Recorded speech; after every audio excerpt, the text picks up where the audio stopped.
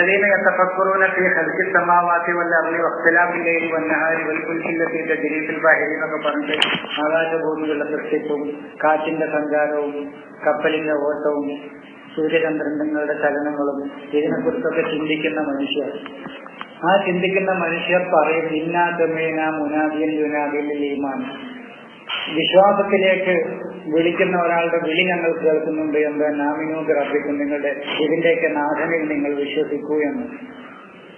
അത് ഓരോ വ്യക്തിക്കും ചിന്തയിൽ നിന്നുണ്ടാകുന്ന വിളികളാണത്. അപ്പൊ ഞാൻ പറയുന്നത് നാദ യുനാദി നിദ എന്ന് പറയുന്ന ഒരു വ്യക്തി നിന്ന് വിളിച്ചു പറയണ്ടെന്നാണ് ഞാൻ പറയുന്നത്. മറിയമിന് ഒരു വിളി ഉണ്ടായി, നാദാഹാമിൻ തഹ്തിഹ അല്ലാ തഹ്സനി വഖദ് ജഅ റബ്ബുക തഹ്തക തരിക എന്ന് പറഞ്ഞിട്ടൊരു വിളി ഉണ്ടായി. അതായത് വിജ്ഞാനത്തെക്കുറിച്ചും അറിവിനെ കുറിച്ചും അവളുടെ അന്വേഷണമാണ് അവളിൽ ആ വിളി ഉണ്ടാക്കിയത്. ഇവര് പറയുന്നത് പ്രസവ വേദന എന്നാണ്. മഹാദിന് പ്രസവ വേദന എന്ന് അർത്ഥമല്ല. ഇവര് പ്രസവ വേദന എന്നുള്ളതിന് ഇവര് സൂറത്ത് മറിയമിൽ ഉപയോഗിച്ച വാക്ക് മഹാൽ എന്നാണ്. മഹാൽ എന്ന് പറഞ്ഞാൽ പ്രസവ വേദന എന്നല്ല. ഹാല യഹൂദ് മഹാൽ എന്ന് പറഞ്ഞാൽ ഒരു ജോലിയിൽ വ്യാപൃതമാകുക എന്നാണ് അതിന്റെ അർത്ഥം. ഖുർആനിലെ പദം ഒരുപാട് സ്ഥലങ്ങളിൽ വന്നിട്ടുണ്ട്. ഹാല യഹൂദ്, ഖായില്, മഹാലെന്ന്. ഇപ്പൊ കാല യഹൂലു, ഖായില്, മഖാല് എന്ന് പറയും പോലെ, നാമ യനാമു മനാമു എന്ന് പറയും പോലെ. ഫദറുഹും ഫീ ഹൗലിഹിം യലഅബൂൻ, അവരുടെ വിനോദങ്ങളിൽ നീ അവരെ മുഴുകാൻ വിടുക. വകുന്നാ നഖൂദു മഅൽ ഖായിലിൻ, ഞങ്ങൾ വിനോദങ്ങളിൽ അങ്ങനെ മുഴുകി കഴിയുകയായിരുന്നു. അപ്പൊ ഒരു ജോലിയിൽ വ്യാപൃതമാകുക എന്നാണ് ഈ മഹാലിന്റെ അർത്ഥം. പ്രസവ വേദന എന്നല്ല. അത് ഭാഷ അറിയുന്ന ആളുകളൊക്കെ ആണെങ്കിൽ പെട്ടെന്ന് തന്നെ മനസ്സിലാവുക. ഇപ്പൊ കാലിന്നാണ് മക്കാലുണ്ടായത്. കാല പറഞ്ഞു, മക്കാല് പറയല്, നമ്മുടെ വാക്ക്. എന്നപോലെ ഹാല മുഴുകി, മഹാല് മുഴുകൽ. ഒരു ജോലിയിലും മറ്റും ഒരു കാര്യത്തിലൊക്കെ നമ്മൾ വ്യാപൃതമാകുക, അതിനാണ് മഹാല് എന്ന് പറയുന്നത്. അപ്പോ ദൈവികമായ ജ്ഞാനവും മാർഗദർശനവും അന്വേഷിച്ചുകൊണ്ടുള്ള അവളുടെ അതിലുള്ള വ്യാപൃതമാകൽ അവളെ കൊണ്ട് ചെന്നെത്തിച്ചു. എവിടേക്ക് കൊണ്ട് ചെന്നെത്തിച്ചു? ഇലാ ജിദൈ നഖലത്തി, ഒരു ഈത്തപ്പനത്തടിയിലേക്ക് എന്ന് പറഞ്ഞാൽ അത്രയും ഭദ്രമായ ഒരു ആശയത്തിലാണ് കൊണ്ട് ചെന്നെത്തിച്ചു എന്നാണ് അർത്ഥം. അല്ലാതെ ഈത്തപ്പനത്തടിയെ പോയി കുരിച്ചു എന്നല്ല ഇതിനർത്ഥം. അതിപ്പോ നമ്മൾ മലയാളത്തിൽ പറയാറുണ്ട്, പുളിങ്കൊമ്പാണ് പിടിച്ചത് എന്ന് പറയാറുണ്ട്. അവനിപ്പോ ചെന്ന് പിടിച്ചിരിക്കുന്നത് ഒരു പുളിങ്കൊമ്പാണ് എന്ന് പറഞ്ഞാൽ അതിനർത്ഥം അത്രയും ഉറച്ചതാണ്. ദുർബലമായ ഒരു ആശയത്തെയോ ദുർബലമായ ഒന്നിനെയോ ഒരാൾ ആശ്രയിച്ചിട്ടുണ്ടെങ്കിൽ അവൻ ഒരു വൈക്കോൽ തുരുമ്പിനുമേണ് ഇപ്പൊ അവൻ പിടിച്ചിരിക്കണെന്ന് പറയും. അതൊക്കെ ഏത് ഭാഷയിലും പ്രയോഗങ്ങളുണ്ട്. അവനിപ്പോ ചെന്ന് പിടിച്ചത് ഒരു വൈക്കോൽ തുരുമ്പിലാണെന്ന് പറയും. എന്ന് പറഞ്ഞാൽ അത്രയും ദുർബലമായ ഒരു ആശയത്തിലോ വസ്തുതയിലോ അവനിപ്പോ ചെന്ന് പെട്ടിട്ടുള്ളത് എന്നാണ് അർത്ഥം. ഇവരെന്ത് ചെയ്തു? ഈത്തപ്പനത്തടിയിൽ ചെന്ന് പിടിച്ചു എന്ന് പറഞ്ഞാൽ ഈത്തപ്പനത്തടി തന്നെയാക്കി. ഇവളുടെ ജ്ഞാനവും ദൈവിക ജ്ഞാനവും അന്വേഷിച്ചിട്ടുള്ള ആ മറിയമിന്റെ അന്വേഷണം അവളെ കൊണ്ട് ചെന്നെത്തിച്ചത് ഒരു ഈത്തപ്പനത്തടിയിലാണ്. എന്ന് പറഞ്ഞാൽ അത്രയും ഭദ്രമായ ഒന്നിലാണ് അവൾ എത്തിപ്പെട്ടത് എന്നാണ് പറഞ്ഞത്. ഫനാദ, അപ്പൊ നിദാവ് പറയാൻ വേണ്ടിയിട്ട് അപ്പൊ അവളെ വിളിച്ചു പറഞ്ഞു. ഈ ജ്ഞാനത്തിലെത്തിയപ്പോഴാണ് അവളിൽ നിന്ന് വിളിയുണ്ടായത്. ആ ജ്ഞാനമാണ് അവളോട് വിളിച്ചു പറയുന്നത്. എന്ത്? അല്ലാ തഹസനി, നീ വ്യസനിക്കണ്ട, നീ ദുഃഖിക്കുകയോ വ്യസനിക്കുകയോ ചെയ്യണ്ട. ഒക്കത് ജഅല റബ്ബുക തഹ്തക സരിയ, നിന്റെ താഴ്ഭാഗത്ത് നിന്റെ രക്ഷിതാവ് നിനക്ക് ഒരു അരുവി ഒരുക്കിയിട്ടുണ്ട്. അരുവി എന്ന് പറയുമ്പോൾ അതും ഞാൻ ഇന്നത്തെ പറയാൻ ഉദ്ദേശിച്ച വിഷയം തന്നെ അതാണ്. ഖുർആനിന്റെ ആശയ തലത്തിലാണ് ഖുർആനിനെ വായിക്കേണ്ടത്. അരുവി എന്ന് പറയുമ്പോൾ നമ്മൾ ഈ ഒഴുകിപ്പോകുന്ന പുഴയാവുന്ന അരുവിയല്ല, ജ്ഞാനത്തിന്റെ അരുവിയാണ്. ഖുർആനിൽ പറയുന്നത് ഐനൻ യശ്റബു ബിഹാ ഇബാദുല്ലാഹി വയുഫജ്ജിറൂനഹാ തഫ്ജീറ. ഐനൻ യശ്റബു, ഐനൻ ഒരു അരുവിയുണ്ട്. യശ്റബു ബിഹാ, അതിൽ നിന്ന് കുടിക്കും. അതിൽ നിന്ന് കുടിക്കുക എന്ന് പറഞ്ഞാൽ ആ അരുവി ജ്ഞാനത്തിന്റെ അരുവിയാണത്. ആ അരുവിയിൽ നിന്ന് ജലമാണ് അവർ കുടിക്കുന്നത്, അറിവാണ് അവർ ഉൾക്കൊള്ളുന്നത്, അണ്ടർസ്റ്റാൻഡ് മനസ്സിലാക്കുന്നത്.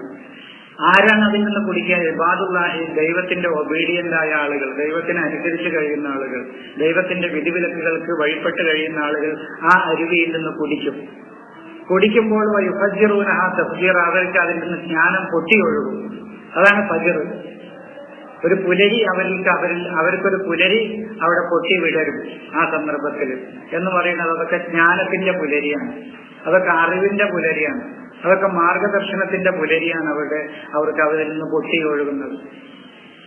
അപ്പൊ ഇതില് കുടി എന്ന് പറയുമ്പോൾ നമ്മൾ ഈ വെള്ളം കുടിയായിട്ട് കാണാൻ പാടില്ല. ഖുർആൻ ഒരു ദർശനാണ് പറയുന്നത്. ഇതില് തീറ്റ എന്ന് പറയുമ്പോൾ ഞാൻ എന്തെങ്കിലും അപ്പോ ദോശയോ ചോറോ ഒക്കെ തിന്നുക എല്ലാ അർത്ഥത്തിനും കാണാൻ പാടില്ല. ഇതിലെ തീറ്റയും ഇതിലെ കുടിയും ഒക്കെ അറിവിന്റെയും ജ്ഞാനത്തിന്റെയും ഒക്കെ ഉൾക്കൊള്ളലും അതിന്റെ മനസ്സിലാക്കലുമാണത്. അത് നിങ്ങൾക്ക് ആദ്യ പടി ഈ കാസറ്റ് കേൾക്കാം. ഈ കാസറ്റ് കേട്ടിട്ട് ഇതിന്റെ രണ്ടാം തീയതി ഇറങ്ങുന്നുണ്ട്. അപ്പോഴേ ഇതിന്റെ മുഴുവൻ നിങ്ങൾക്ക് ഓരോന്നും മനസ്സിലാവുള്ളൂ.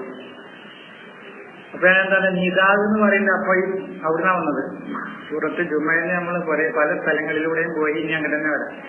അപ്പൊ നിദാവ് എന്ന് പറയുന്നത് വിളി എന്നുള്ള ഖുർആനിലെ പദങ്ങളാണ് ഇപ്പൊ ഞാൻ പറഞ്ഞത്. സൂറത്ത് ആൽ ഇംറാനിലെ നിദാവ് പറഞ്ഞു, മറിയമിലെ നിദാവ് പറഞ്ഞു, ഇബ്രാഹിമിന്റെ വിളിയാളം പറഞ്ഞു. ഇബ്രാഹിമിന്റെ സ്വപ്നമാണത്. നമ്മൾ സ്വപ്നം എന്ന് പറയുമ്പോൾ പാതിരാക്ക് കടന്നുറങ്ങുന്ന സ്വപ്നമായിട്ടാണ് ഇവര് കണ്ടത്. അബ്ദുൽ കലാം മുൻ രാഷ്ട്രപതി എപ്പോഴും വിദ്യാർത്ഥികൾ വിളിച്ചിട്ട് പറയും, മക്കളെ നിങ്ങൾ സ്വപ്നം കാണണമെന്ന് പറയും. കോളേജിലോ ഒക്കെ അയാൾ മീറ്റിംഗ് വിളിച്ചാൽ വിദ്യാർത്ഥികളോട് പറയും, നിങ്ങൾ സ്വപ്നം കാണണമെന്ന് പറയും. എന്ന് പറഞ്ഞാൽ അതിന്റെ അർത്ഥം പുതപ്പിന്റെ അടി പുതപ്പിട്ട് മൂടി അതിന്റെ ഉള്ളിൽ കിടന്ന് സ്വപ്നം കാണണമെന്നല്ല. ഏതെങ്കിലും പെണ്ണിനെയോ വേറെ വല്ലാതെയൊക്കെ സ്വപ്നം കാണണമെന്നല്ല. ഇപ്പൊ യു പിയിൽ ഒരാൾ സ്വപ്നം കണ്ടു, ഭൂമിക്കടിയിൽ സ്വർണ്ണുണ്ട് എന്ന് പറഞ്ഞിട്ട് സ്വപ്നം കണ്ടു, അയാൾ രാത്രി കിടന്നുറങ്ങി. അപ്പൊ ഇത്തരം സ്വപ്നത്തെ കുറിച്ചല്ല പറയാം. സ്വപ്നം എന്ന് പറയുന്ന ഒരാളുടെ വിഷനാണ്, ഒരാളുടെ ആഗ്രഹമാണ്, ഒരാളുടെ ജീവിത അഭിലാഷമാണ്. അതാണ് സ്വപ്നം. ഇബ്രാഹിമൊക്കെ കാണുന്ന സ്വപ്നം അതാണ് സത്യത്തില്. ഇവരെന്താണെന്ന് കിടന്നുറങ്ങുമ്പോൾ കാണുന്ന സ്വപ്നാക്കി. ഈ മകൻ തന്റെ കൂടെ അധ്വാനിക്കാനും പരിശ്രമിക്കാനും, അതാണ് വളർന്നു വലുതായപ്പോൾ. അത് സ്വന്തം മകനാണോ എന്നുള്ളത് ഇനി വേറെ സംശയം നമുക്ക് ചർച്ച ചെയ്യാം. ഈ സ്വന്തം മകനായി തന്നെ ഇസ്ഹാക്കിനെ എടുത്താൽ തന്നെ അത് വളർന്നു വലുതായപ്പോൾ ആ മകനെ വിളിച്ചിട്ട് തന്റെ ആഗ്രഹം പറഞ്ഞതാണ്, തന്റെ സ്വപ്നം പറഞ്ഞതാണ്. മോനെ, നിന്റെ ജീവിതം ഈ പ്രത്യയശാസ്ത്രത്തിൽ ബലി കൊടുക്കാൻ തയ്യാറുണ്ടോന്ന്. അപ്പൊ ആ മകൻ പിതാവിനോട് പറയാണ്, താങ്കളുടെ ആഗ്രഹവും ദൈവകൽപ്പനയും അതാണെങ്കിൽ എന്റെ ജീവിതവും ഈ പ്രത്യയശാസ്ത്രത്തിന് വേണ്ടി ബലി കൊടുക്കാൻ ഞാൻ തയ്യാറാണ്. അതൊരു പിതാവിന്റെ സ്വപ്നമാണത്. അപ്പൊ എന്ത് ചെയ്തു ഇവരെന്ത് ചെയ്തു? ഇത് പുതപ്പിനടിയിൽ വിരിയുടെ ഉള്ളിൽ കിടന്നു കാണുന്ന സ്വപ്നമാക്കി മാറ്റി. യൂസഫിന്റെ സ്വപ്നവും മുഹമ്മദ് നബി കണ്ട സ്വപ്നവും ഇബ്രാഹിം കണ്ട സ്വപ്നമൊക്കെ ഇത് തന്നെയാണ്. അപ്പൊ ഞാൻ വീണ്ടും വിഷയത്തിലേക്ക് തിരിച്ചു പോകാം. അപ്പൊ നിദാറ് എന്ന് പറഞ്ഞാൽ വിളി എന്ന് പറയുന്നത് ഒരാൾ നിന്ന് വിളിച്ചു പറയല്ല, ഇവന്റെ മനസ്സിൽ നിന്ന് തന്നെയുള്ള ദൈവത്തെക്കുറിച്ചുള്ള ചിന്തയും ഉൾവിളിയുമാണ് ഈ പറഞ്ഞതെന്നാണ്. അതുകൊണ്ടാണ് ഇതാ നോദിയ, അറിയിപ്പ് കിട്ടിയാൽ മതി നമുക്ക്. ദൈവവാക്യങ്ങളെ കുറിച്ചുള്ള പഠനവും മറ്റു കാര്യങ്ങളും ഒരു പ്രദേശത്ത് നടക്കുന്നുണ്ട് എന്നുള്ള അറിവ് കിട്ടിയാൽ നിങ്ങൾ അങ്ങോട്ട് പോകണം. പക്ഷെ അതെന്ന് പറഞ്ഞാൽ തന്നെ സഹ എന്ന് പറഞ്ഞാൽ പരിശ്രമിക്കുവാനാണ്. എഴുതി വെച്ചോളൂ നിങ്ങൾ. സഹ എന്ന് പറഞ്ഞാൽ എഫർട്ട് എടുക്കാനാണ്, പരിശ്രമിക്കാനാണ് അർത്ഥം. ഇതിലെഴുതുന്നുണ്ട്. അപ്പൊ വേറെ ഇതൊന്നും വേണ്ട. അല്ലാതെ നടന്നു പോകാൻ അർത്ഥമല്ല. നിങ്ങൾ പള്ളിക്ക് നടന്നു പോകണമെന്നല്ല. നടന്നു പോകാന്നില്ലതിന് ഖുർആനിൽ മഷാന പറയാം. ആ മഷ എന്ന് പറഞ്ഞാൽ പോലും നടക്കലല്ല. യാ തംശിപ്പില്ല അള്ളി മറഹാനല്ല. നിങ്ങൾ ഭൂമിയിലൂടെ നടക്കരുത്, അഹങ്കാരത്തോടുകൂടി നടക്കരുത്. ദൈവദാസന്മാർ ഭൂമിയിലൂടെ വിനയത്തോടുകൂടി നടക്കും. ഇബാദുർ റഹ്മാൻ യംശൂന അലൽ അർളി ഹൗന. ദൈവദാസന്മാർ ഭൂമിയിലൂടെ വിനയത്തോടുകൂടി നടക്കും. അപ്പൊ നടക്കുക എന്നുള്ളതിന് മഷ എന്നാണ് പറയുകയെങ്കിൽ പോലും അതുപോലും നടത്തമല്ല. ഇപ്പൊ കാരണം നിങ്ങൾ അഹങ്കാരത്തോടുകൂടി നടക്കരുത് എന്ന് പറഞ്ഞാൽ നമ്മൾ മോർണിംഗ് വാക്ക് നടക്കും പോലെ നടക്കരുത് എന്നല്ല. കയ്യും വീശി നല്ല അഹങ്കാരം, നിങ്ങളുടെ പെരുമാറ്റം അഹങ്കാരത്തോടുകൂടി ആകരുത് എന്നാണ് പറഞ്ഞിരിക്കുന്നത്. മനസ്സിലായോ? അപ്പൊ നടക്കുക എന്ന് പറഞ്ഞാൽ പോലും കാലുകൊണ്ടുള്ള നടത്തമല്ല എന്നാണ് ഞാൻ പറയുന്നത്. നിങ്ങൾ ഭൂമിയിലൂടെ അഹങ്കാരത്തോടുകൂടി നടക്കരുത് എന്ന് പറഞ്ഞാൽ പെരുമാറരുത് എന്നാണ് പറഞ്ഞിരിക്കുന്നത്. നിങ്ങൾ ജനങ്ങളോട് അഹങ്കാരത്തോടുകൂടി നിങ്ങളുടെ ബിഹേവിയർ, നിങ്ങളുടെ പെരുമാറ്റം അഹങ്കാരത്തോടുകൂടി ആകരുത് എന്നാണ് പറഞ്ഞിരിക്കുന്നത്. വിനയം വേണമെന്നാണ്. അതാണ് നടക്കുക എന്നുള്ളതിന് മഷ എന്നാണ് ഖുർആനിൽ ഉപയോഗിച്ചിട്ടുള്ളത്. എന്നാൽ ആ മഷ പോലും നടക്കലിനല്ല എന്നാണ് ഞാൻ പറയുന്നത്. മനസ്സിലായോ? നടക്കുക എന്നുള്ളതിന് ഉപയോഗിച്ച പദം മശാണ്. മീമ് ഷീന് യാഴ് മശ, മീമ് ഷീന് യാഴ് മശ. പക്ഷെ അതുപോലും നടക്കലല്ല എന്നാ ഞാൻ പറഞ്ഞത്. പറഞ്ഞത് മനസ്സിലായോ? മശ എന്നുള്ളതാണ് നടക്കുക എന്നുള്ളതിന് ഭാഷയിലും ഖുർആനിലും ഉപയോഗിച്ചിട്ടുള്ളത്. പക്ഷെ അതുപോലും നമ്മുടെ കാല് കൊണ്ടുള്ള നടത്തമല്ല എന്നാ ഞാൻ പറഞ്ഞത്. ഇബാദുർ റഹ്മാനി യംശൂന അലൽ അർളി ഹൗന, പരമകാരുണികന്റെ കൽപ്പനകൾക്ക് വഴിപ്പെട്ട് ജീവിക്കുന്ന ആളുകൾ ഭൂമിയിലൂടെ വിനയത്തോടുകൂടി നടക്കുന്ന, ഭൂമിക്ക് വേദനിക്കാതെ നടക്കുന്നല്ല, അവർ ജനങ്ങളോട് വിനയത്തോടു കൂടിയേ പെരുമാറുള്ളൂ എന്നാണ് പറഞ്ഞതിന്റെ അർത്ഥം. പ്രവാചകന്മാർ അങ്ങാടിയിലൂടെ നടക്കുന്നവരായിരുന്നു എന്നാൽ അങ്ങാടിയിൽ അങ്ങോട്ടും ഇങ്ങോട്ടും നടക്കാനല്ല, അവര് അങ്ങാടിയിൽ ബിസിനസ് ചെയ്തിരുന്ന ആളുകളായിരുന്നു എന്നാണ് പറഞ്ഞതിന്റെ അർത്ഥം. അവന് അങ്ങാടിയിലൂടെ നടക്കണമെന്ന് പറഞ്ഞാൽ വെറുതെ അങ്ങാടിയിലൂടെ അങ്ങോട്ടും ഇങ്ങോട്ടും നടക്കാനല്ല. വജാൽനാ ലഹു നൂറൻ, ഞാനൊരു മനുഷ്യനൊരു വെളിച്ചം കൊടുത്തു ഖുർആൻ. എന്നിട്ട് യംശി ബിഹി, ആ വെളിച്ചവുമായി അവൻ നടക്കുന്നു പിന്നാസി, ജനങ്ങൾക്കിടയിലൂടെ എന്ന് പറഞ്ഞാൽ ഈ ഖുർആൻ കയ്യിൽ പിടിച്ചിട്ട് ഇങ്ങനെ ആൾക്കാരെ ഇടയിൽ കൂടി നടക്കാനല്ല. ഈ ഖുർആനായിരിക്കും അവന്റെ സ്വഭാവം എന്നാണ് പറഞ്ഞത്. ജനങ്ങളോടുള്ള പെരുമാറ്റത്തിൽ ഈ വെളിച്ചം, ഈ നൂറ് എന്ന് പറഞ്ഞാൽ ഈ ഖുർആനായിരിക്കും അവന്റെ സ്വഭാവം, ഖുർആനായിരിക്കും എന്നാണ് പറഞ്ഞതിന്റെ അർത്ഥം. കർമ്മനിരതനാകുക അതാണ്. അപ്പൊ യംശി ബിഹി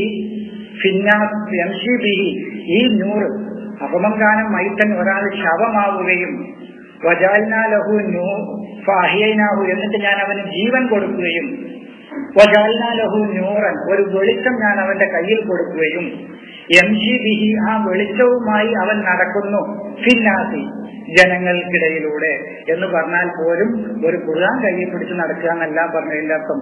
ആ നടത്തം പോലും അവന്റെ പ്രവർത്തനവും അവന്റെ സ്വഭാവമാണ്, ബിഹേവിയറാണ്.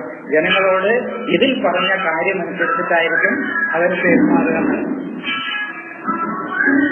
അപ്പൊ ഞാൻ പറഞ്ഞ രണ്ടാമത്തെ പോസ്റ്റ് എന്ന് പറഞ്ഞാൽ നടത്തല്ല എന്നാണ്. അവിടുന്നപ്പൊ പോണത്. അവിടുന്ന് കുറെ സ്ഥലത്ത് കൂടി പോയി നമ്മള് ഇതാ നൂദിയ ലിസ്വലാത്തി നീ യൗമിൽ ജുമുഅത്തി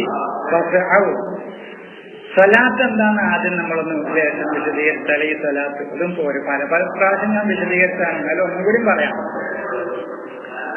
സ്വലാത്ത് എന്ന് പറഞ്ഞാൽ തന്നെ അതിന് 3 ലക്ഷ്യങ്ങളാണ് ഖുർആൻ പറയുന്നത്. ഏത് കർമ്മത്തിനും ലക്ഷ്യം വേണം. ലക്ഷ്യമില്ലാത്ത ഒരു കർമ്മവും ഒരു മനുഷ്യനുണ്ടാകാൻ പാടില്ല, പ്രത്യേകിച്ച് വിശ്വാസികൾക്ക് ഉണ്ടാകാൻ പാടില്ല. അർത്ഥവും ലക്ഷ്യവും ഇല്ലാത്ത ഒരു പ്രവർത്തനവും അവർക്ക് ഉണ്ടാകാൻ പാടില്ല. ഖുർആൻ പറയുന്നത് ഹുവല്ലദീ യുസല്ലി അലൈക്കും വ മലായികത്തുഹു, അല്ലാഹുവും അവന്റെ മാലാഖമാരും സലാത്ത് ചെയ്യുന്നു. ലിയുഖ്രിജക്കും മിനൽ-ളുൽമാത്തി, നിങ്ങളെ ഇരുട്ടിൽ നിന്ന് കൊണ്ടുവരാൻ വേണ്ടി ഇലനൂരി വെളിച്ചത്തിലേക്ക്. ഇരുട്ട് എന്ന് പറയുന്നത് പല ഇതും ഇരുട്ടാണ്. അക്രമം ഒരു ഇരുട്ടാണ്, അജ്ഞത ഒരു ഇരുട്ടാണ്, അനീതി ഒരു ഇരുട്ടാണ്, അല്പത്വം ഒരു ഇരുട്ടാണ്. ഇങ്ങനെ ഇരുട്ടുകൾ എണ്ണിയാ തീരാത്തതുണ്ട്. ഈ ഇരുട്ടുകളിൽ നിന്നൊക്കെ മനുഷ്യരെ സത്യത്തിന്റെയും നീതിയുടെയും ധർമ്മത്തിന്റെയും ഒക്കെ വെളിച്ചത്തിലേക്ക് കൊണ്ടുവരിക എന്നതാണ് സ്വലാത്തിന്റെ ലക്ഷ്യം. അത് കേവല പ്രാർത്ഥനയല്ല എന്നാ പറയുന്നത്. എന്ന് പറഞ്ഞാൽ അതിന്റെ ലക്ഷ്യം നടക്കണമെങ്കിൽ അത് എങ്ങനെ ചെയ്യാന്നുള്ളത് വേറെ ആയത്തിൽ അള്ളാഹു വിശദീകരിച്ചിട്ടുണ്ട്. അപ്പൊ സ്വലാത്ത് എന്താന്ന് കിട്ടും. ഇത് ഞാൻ ഓതിയായത്തെ സൂറത്ത് അഹ്സാബിലാണ്. ഹുവല്ലദി അവൻ, അള്ളാഹു. അള്ളാഹു എന്ന് പറയുമ്പോൾ അള്ളാഹു ഇങ്ങനെ ചെയ്യാന്നല്ല, അള്ളാഹുവിന്റെ മാർഗനിർദ്ദേശങ്ങൾ നടപ്പിൽ വരുത്തുന്ന ആളുകൾ നടത്തും. അവരും ആ അധികാരം കൈയാളുന്ന അതിന്റെ ഒഫീഷ്യൽസായ ആളുകളും ഈ വ്യവസ്ഥിതി നടപ്പിലാക്കിക്കൊണ്ടിരിക്കുകയാണ്. അതാണ് സലാത്ത് ചെയ്യാന്ന് പറഞ്ഞതിന്റെ അർത്ഥം. എന്തിനു വേണ്ടിയിട്ട്? ഈ യുഖ്രിജക്കും, നിങ്ങളെ പുറത്തു കൊണ്ടുവരാൻ വേണ്ടിയിട്ട്. എവിടെ നിന്ന്? മിനൽ-ളുൽമാത്തി, ഇരുട്ടുകളിൽ നിന്ന്. എവിടേക്ക്? ഇലന്നൂരി, വെളിച്ചത്തിലേക്ക്. അതിന് വേറൊരു സ്ഥലത്ത് സൂറത്ത് ഇബ്രാഹിമിന്റെ 1-ാമത്തെ വചനത്തിൽ പറഞ്ഞിട്ടുണ്ട്, അലിഫ്ലാം റാ കിതാബുൻ ഉൻസില ഇലൈക, കിതാബാണ് നിനക്ക് ഞാൻ ഇറക്കി തന്നിട്ടുള്ളത്. എന്തിന്? ലിയുഖ്രിജന്നാസ, നീ ജനങ്ങളെ പുറത്തു കൊണ്ടുവരാൻ വേണ്ടിയിട്ട്. മിനൽ-ളുൽമാത്തി, ഇരുട്ടുകളിൽ നിന്ന് ഇലന്നൂരി, വെളിച്ചത്തിലേക്ക്. അപ്പൊ വേദത്തിന്റെ വായനയും വേദത്തിന്റെ പഠനവും വേദജ്ഞാനവുമാണ് എന്ത് ചെയ്യുന്നത്? ഒരു മനുഷ്യനെ ഇരുളുകളിൽ നിന്ന് വെളിച്ചത്തിലേക്ക് കൊണ്ടുവരുന്നത് എന്നാണ് പറഞ്ഞതിന്റെ അർത്ഥം. സൂറത്ത് തലാഖിലും ഇത് പറഞ്ഞു. സൂറത്ത് തലാഖ് 10-11 പറഞ്ഞു. സൂറത്ത് തലാഖിൽ 10-ാമത്തെയും 11-ാമത്തെയും വചനത്തിൽ പറഞ്ഞു, വഅൻസൽനാ ഇലൈക്കും ദിക്റൻ റസൂലൻ, ഒരു ദൂതനാവുന്ന ഒരു അനുസ്മരണത്തെ ഞാൻ നിങ്ങൾക്ക് ഇറക്കി തന്നിരിക്കും എന്ന് പറഞ്ഞ ഖുർആനെ.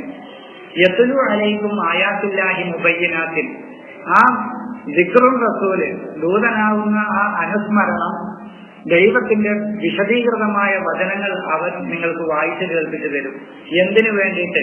ലിയുഖ്രിജല്ലദീന ആമനു വഅമിലു സ്വാലിഹാത്തി, വിശ്വസിക്കുകയും പരിഷ്കരണ പ്രവർത്തനങ്ങൾ പ്രവർത്തിക്കുകയും ചെയ്യുന്ന ആളുകളെ പുറത്തു കൊണ്ടുവരുന്നതിന് വേണ്ടി മിനൽ ഉലുമാത്തി, ഇരുട്ടുകളിൽ നിന്ന് ഇരഞ്ഞൂരി വെളിച്ചത്തിലേക്ക്. അപ്പൊ ഖുർആനിൽ ഉടനീളം മനുഷ്യരെ ഇരുട്ടിൽ നിന്ന് വെളിച്ചത്തിലേക്ക് കൊണ്ടുവരാൻ പറഞ്ഞ ഉപാധി വേദ പഠനമാണ്, ദൈവജ്ഞാനമാണ്. ദൈവത്തെക്കുറിച്ചുള്ള ജ്ഞാനം നേടലാണ് ഇരുട്ടുകളിൽ നിന്ന് വെളിച്ചത്തിലേക്ക്. അതാണ് സലാത്ത് എന്ന് പറഞ്ഞു ഞാൻ. അപ്പൊ സലാത്തിന്റെ ലക്ഷ്യവും വേദ പഠനത്തിന്റെയും ദൈവജ്ഞാനത്തിന്റെയും ലക്ഷ്യവും ഒന്നാണ്. അതെന്താണ്? അപ്പൊ ഇത് രണ്ടും ഒന്നാണെന്നാണ് ഞാൻ പറഞ്ഞത്. സലാത്ത് എന്ന് പറഞ്ഞാൽ തന്നെ വേദത്തിന്റെ പഠനവും അതിന്റെ നടപ്പിൽ വരുത്തലും അതിന്റെ പിന്തുടർന്ന് ജീവിക്കലുമാണ് സലാത്ത്. അതെങ്ങനെ മനസ്സിലായി? മനുഷ്യരെ ഇരുട്ടുകളിൽ നിന്ന് വെളിച്ചത്തിലേക്ക് കൊണ്ടുവരാൻ. അത് മറ്റ് സൂറത്ത് ഇബ്രാഹിമിന്റെ തുടക്കം 10 വചനത്തിലും എന്താ പറഞ്ഞു? വേദം ഞാൻ നിനക്ക് ഇറക്കി തന്നിരിക്കുന്നത് നീ മനുഷ്യരെ ഇരുട്ടിൽ നിന്ന് വെളിച്ചത്തിലേക്ക് കൊണ്ടുവരാനാണ്. സൂറത്ത് തലാഖ് 10-11 പറഞ്ഞ എന്താണ്? വ്യക്തമായ വേദവചനങ്ങൾ വായിച്ചു കേൾപ്പിച്ചു തരുന്ന ഒരു ദൂതനാവുന്ന അനുസ്മരണത്തെ ഞാൻ നിങ്ങൾക്ക് ഇറക്കി തന്നിരിക്കുന്നു. എന്തിന്? നിങ്ങളെ ഇരുട്ടുകളിൽ നിന്ന് വെളിച്ചത്തിലേക്ക് കൊണ്ടുവരാൻ. അപ്പൊ ഇരുട്ടുകളിൽ നിന്ന് വെളിച്ചത്തിലേക്ക് മനുഷ്യരെ കൊണ്ടുവരാനുള്ളത് എന്താണ്? വേദ പഠനമാണ്, ദൈവജ്ഞാനമാണ്, ദൈവത്തെക്കുറിച്ചുള്ള ജ്ഞാനമാണ്. ആ ദൈവത്തെക്കുറിച്ചുള്ള ജ്ഞാനം എന്ന് പറഞ്ഞാൽ ദൈവിക കൽപ്പനകളെ കുറിച്ചുള്ള ജ്ഞാനമാണ്, അതിന്റെ പഠനമാണ്, അതുമായിട്ടുള്ള അതിന്റെ പിന്തുടർന്ന് ജീവിക്കലാണ് സലാത്ത്. അതിനാണ് സലാത്ത് എന്ന് പറയുന്നത്. അതാണ് സൂറത്ത് താഹയില് 19-ാം അധ്യായത്തില് പിന്നെ ഇതേപോലെ പറയുന്നുണ്ട്.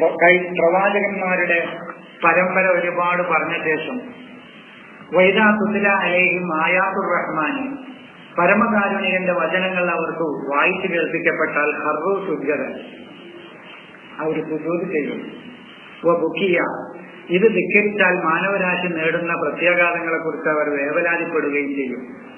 എന്നിട്ടാണ് പറയുന്നത് ഇപ്പൊ ഹലഫമിൻ ബഅദിഹിം ഖൽഫുൻ, ആ പ്രവാചകന്മാർക്കൊക്കെ ശേഷം പിൻതലമുറകൾ വന്നു അല്ലാഹു സലാത്ത, പ്രസ്തുത സലാത്ത് പാഴാക്കിക്കൊണ്ട്.